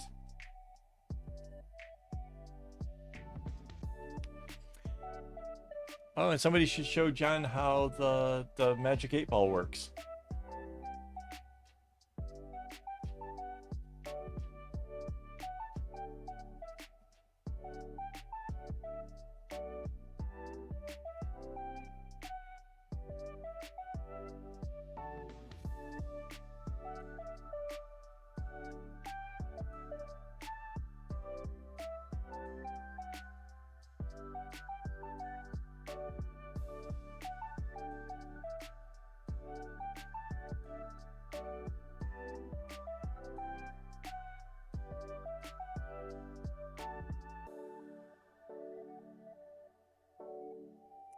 Well, it is springtime, Gothic, so I'm imagining you get lots of rain this time of year.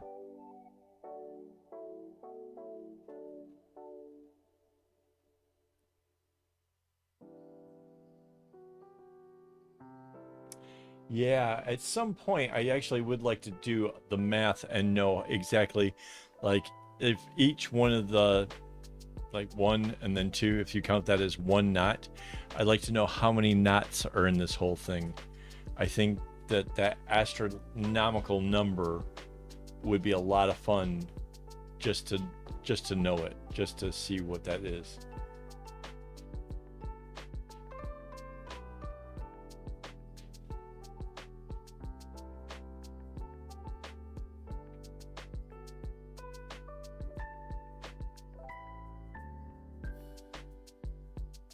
Wow. Super long pause all of a sudden. I I know there's like a thing where some people like supposedly you can't hit it too fast, but I don't think it's from a different person.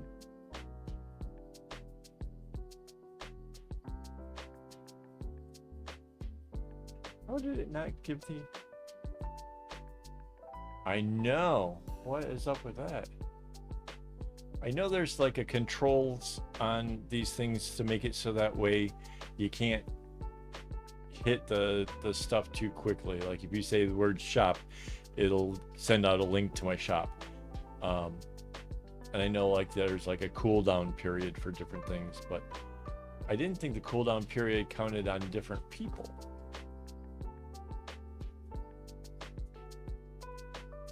No, John, you should convince her to come join us.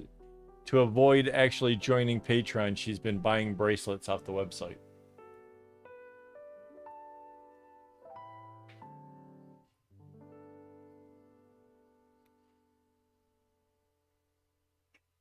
which I suppose we can hit this thing.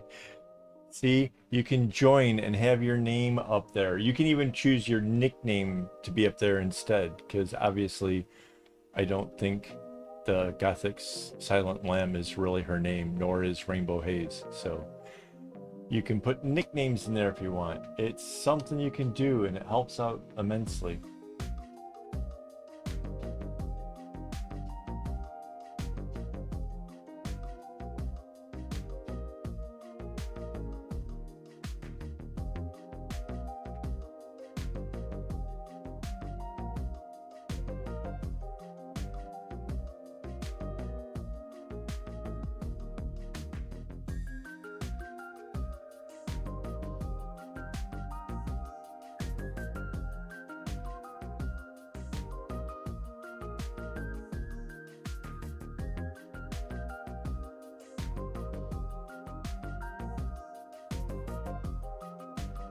Oh, right. I'm sorry, you'll have to excuse me. I don't do it intentionally. I get wrapped up in other parts of my thoughts, and since I don't have my own brain cells to actually work stuff out. But yes.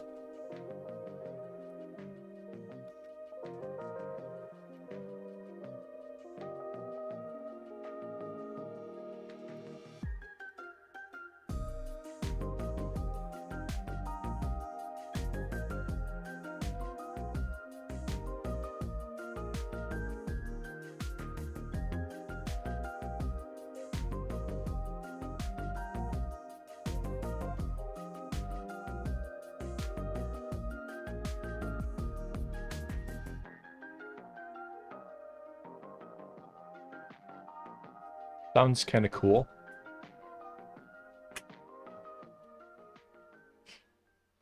Got another eye roll.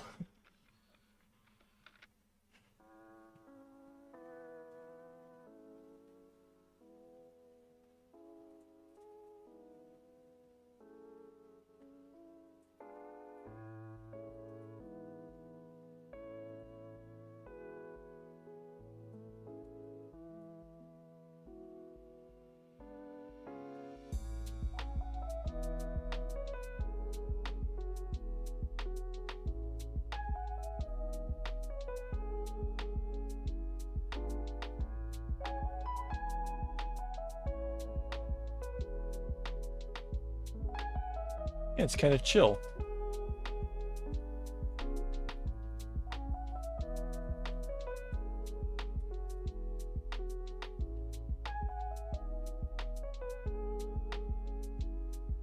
So are you actually considering on doing it as a legal change, or are you thinking of just using it as like how you introduce yourself?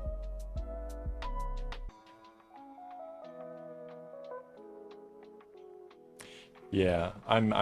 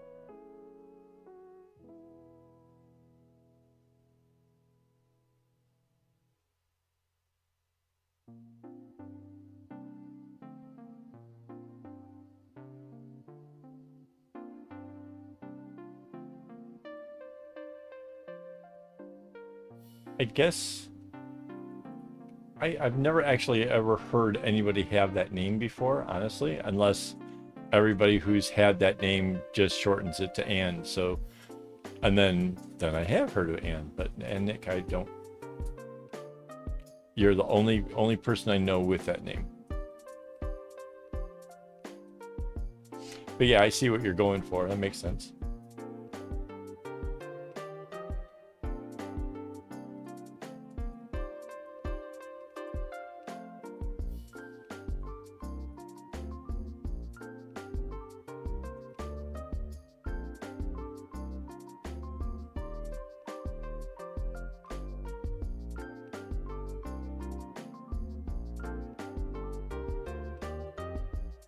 You want to see if it sticks like snow on a cold day?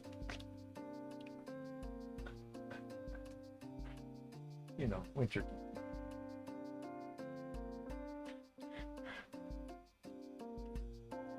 Anyway.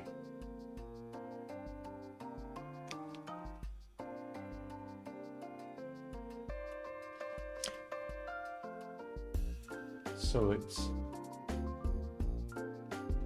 152, is that right? 152 plus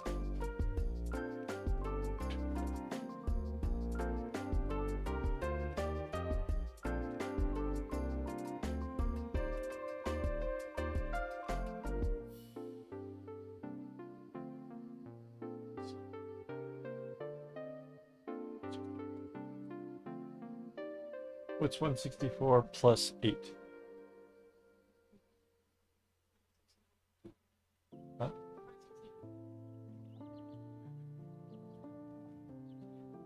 164 plus 8? 170. So like 172 diamonds to go.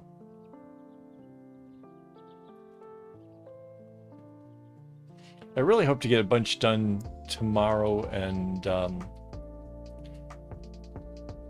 basically Tuesday, because I think Wednesday, Thursday, and Friday are going to be all about Mandy. So realistically, I need tomorrow to really kind of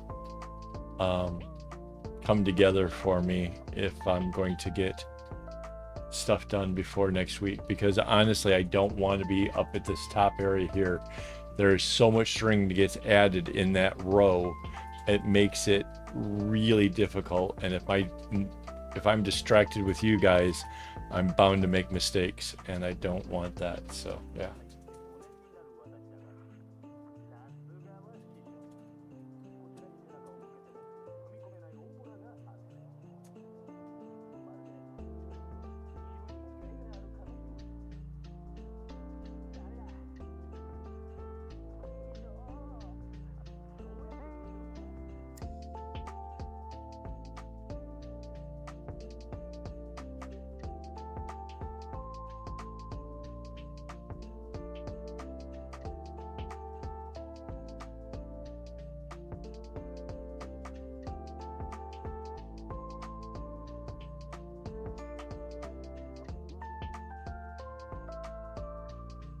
Right, in different, like, yeah, in France or whatever, it might be a thing, but that's probably like their equivalent, just like how Sean in Ireland is Sean versus Sean in America, which is Shawn.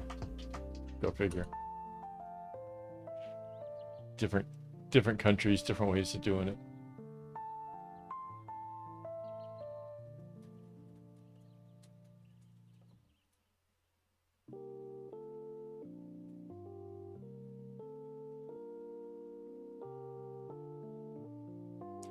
Yeah, but you know, the name like Ash is just going to get burned out after a while.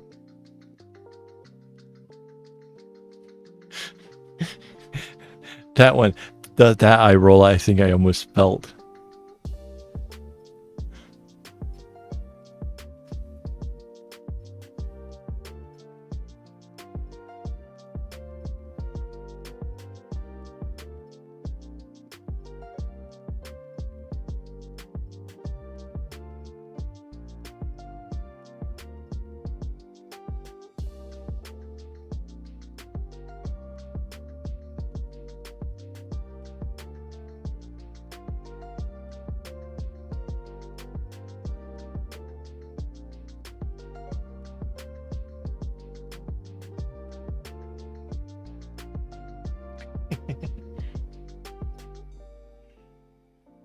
Why do I suddenly picture Gothic now having a spray bottle?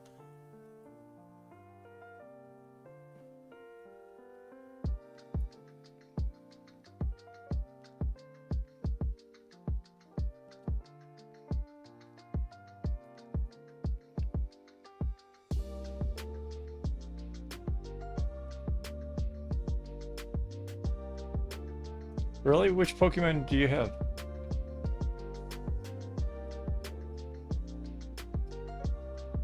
That was a smoking hot pun right there, Amanda.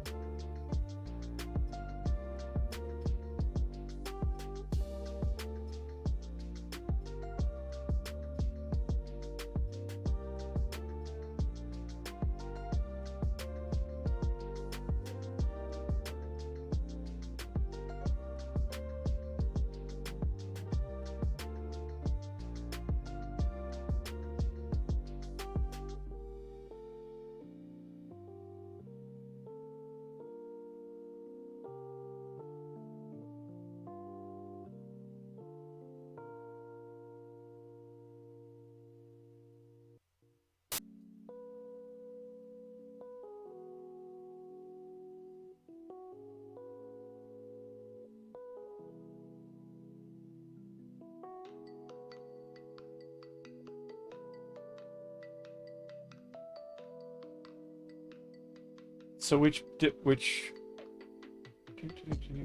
she say it and I missed it? Which and which is that one? Sorry, I don't know my Pokemon creatures. Did you guys see the detective Pokemon? Oh, he's cool. I like him. The Pikachu detective one? That was... I just had Mandy watch that. You haven't finished? Okay, she hasn't finished yet, so no spoilers, please.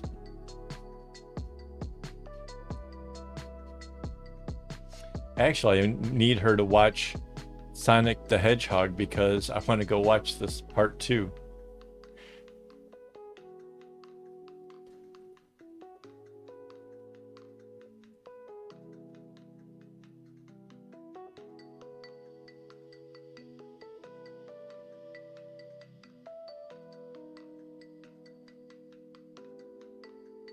Yeah.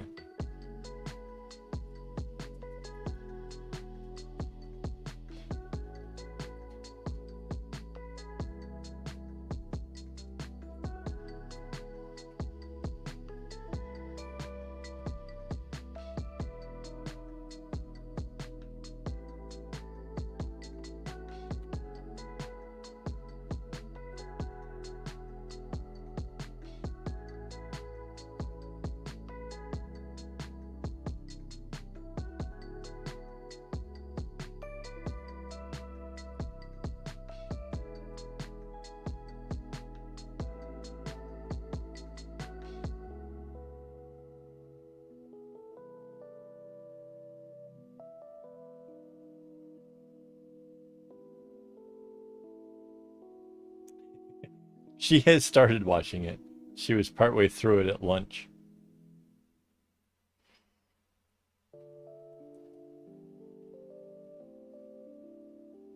Yeah, isn't it? And it's got Ryan Reynolds jokes through it. You can tell that, like, they just said, okay, say something funny here or there, you know, and he just ran with it. Like, oh my God, it is so Ryan Reynolds.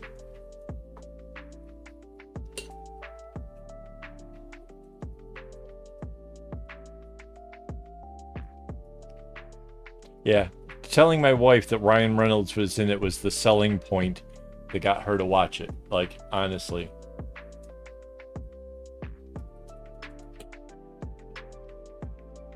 Oh, so if it's in French, who does the voice? I'm guessing that Ryan Reynolds does not speak fluent French. He is Canadian. He is Canadian, so I mean, I wouldn't rule out, but yeah.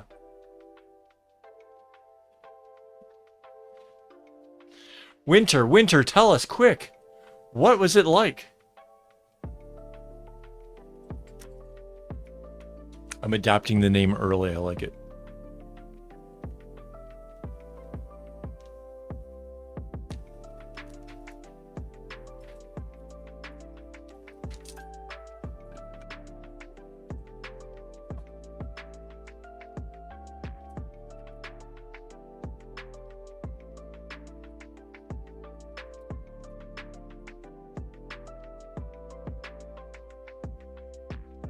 But does it even sound like Ryan Reynolds, or do they try to find a voice actor that's closer?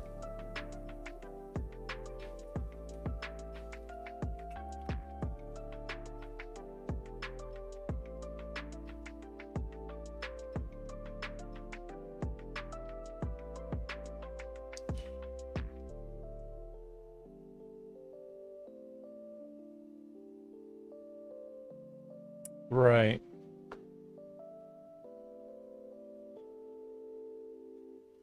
Yeah, apparently there was a pun like that, or a comment like that in the Disney movie. What was the Legend of the Ten Rings or whatever? That he said that something about the rice or whatever, had eaten more salt than somebody's had rice, or I forget how it goes.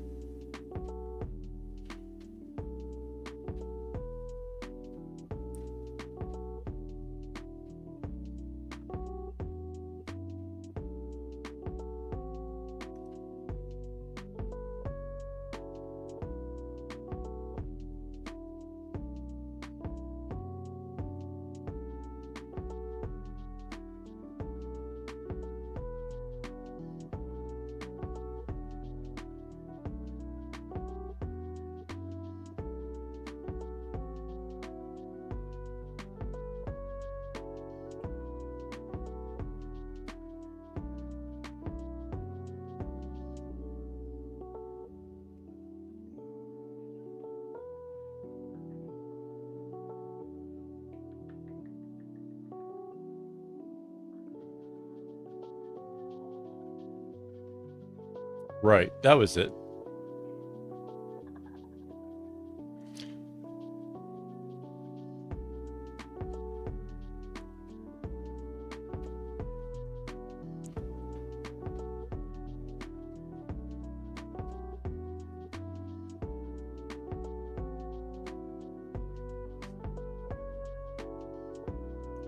I imagine those three guys then are getting paid extraordinarily well, because I did they call it a voice of God for a thing, for like it was a 2-day, 3-day event. And yeah, that, even just doing that paid pretty handsomely.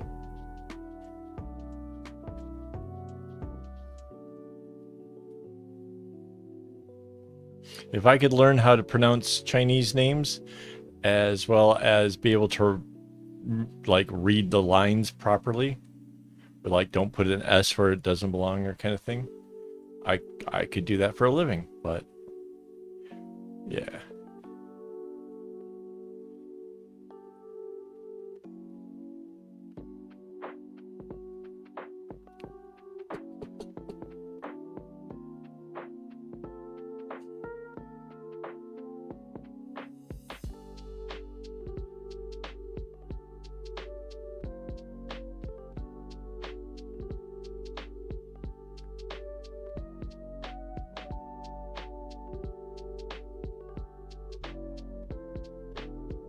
Well, let's not start talking about food. Last week, you guys, oh my God.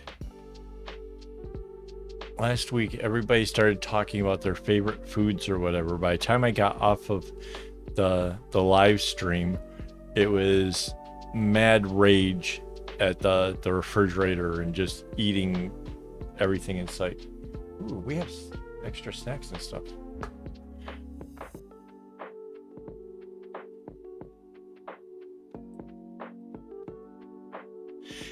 Yeah.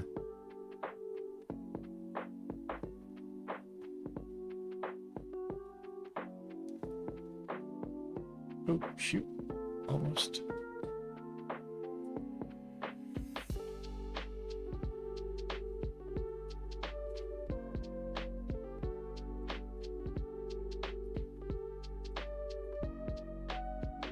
We just had Mickey D's tonight, actually. Oh, last week we were talking about the morning thing. So yeah, somehow I did get an egg muffin on Sunday. That was Mandy ordered early or whatever, and yeah. Oh. But yeah, at night we had something else though. I forget what we had. But there's chicken nuggets in the refrigerator waiting for me right now.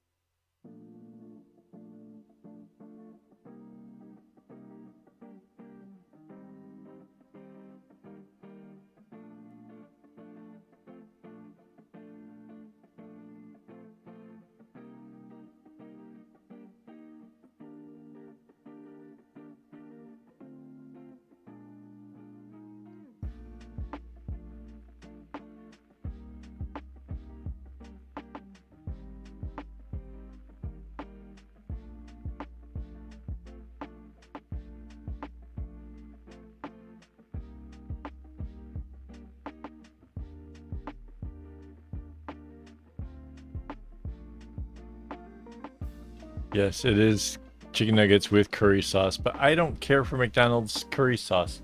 And sadly, they didn't send any of the sweet and sour. So, well, I'll just dip it in hot sauce.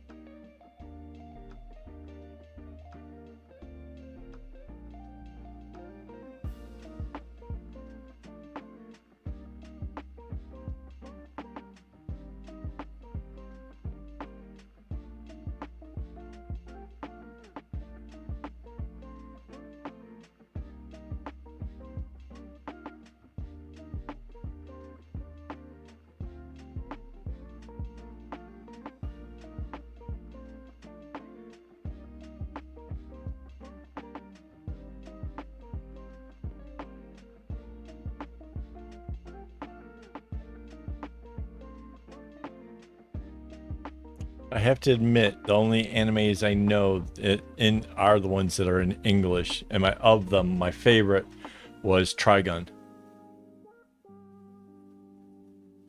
Actually, recently on Facebook, I had done the because I'm practicing my penmanship, I did the intro song from Trigun. I wrote it out, dubbed in English, obviously. I wrote out the lyrics of the song, which I'm pretty sure nobody actually recognized.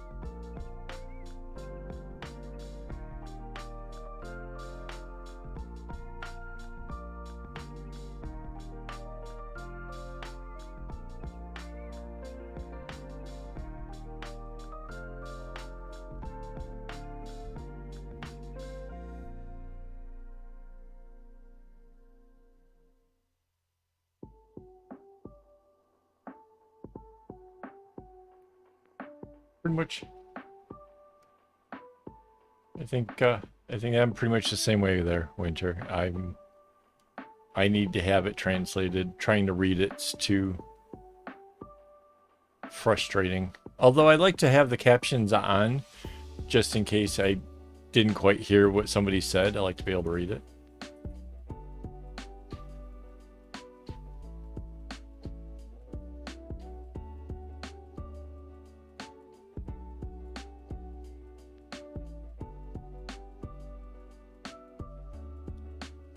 Also, some anime is more fun when it's actually done dubbed in English because for whatever reason Shin-chan in English, some of the jokes are just, oh my god.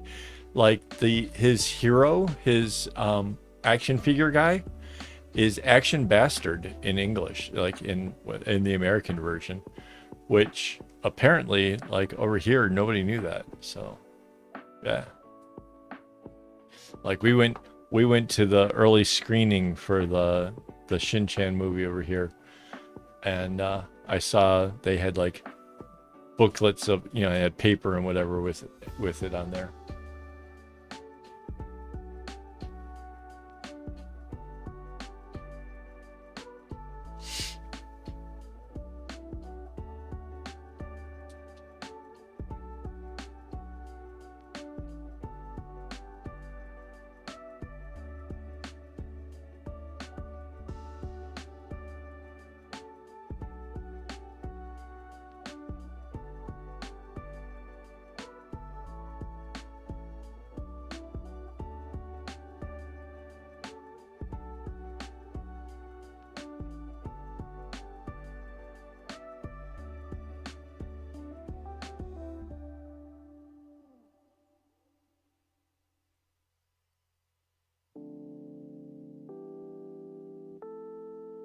Cool.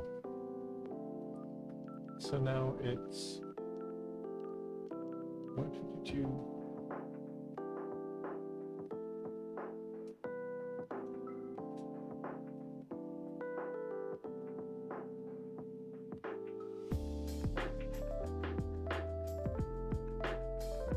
Three, 4, 5, 6, 7.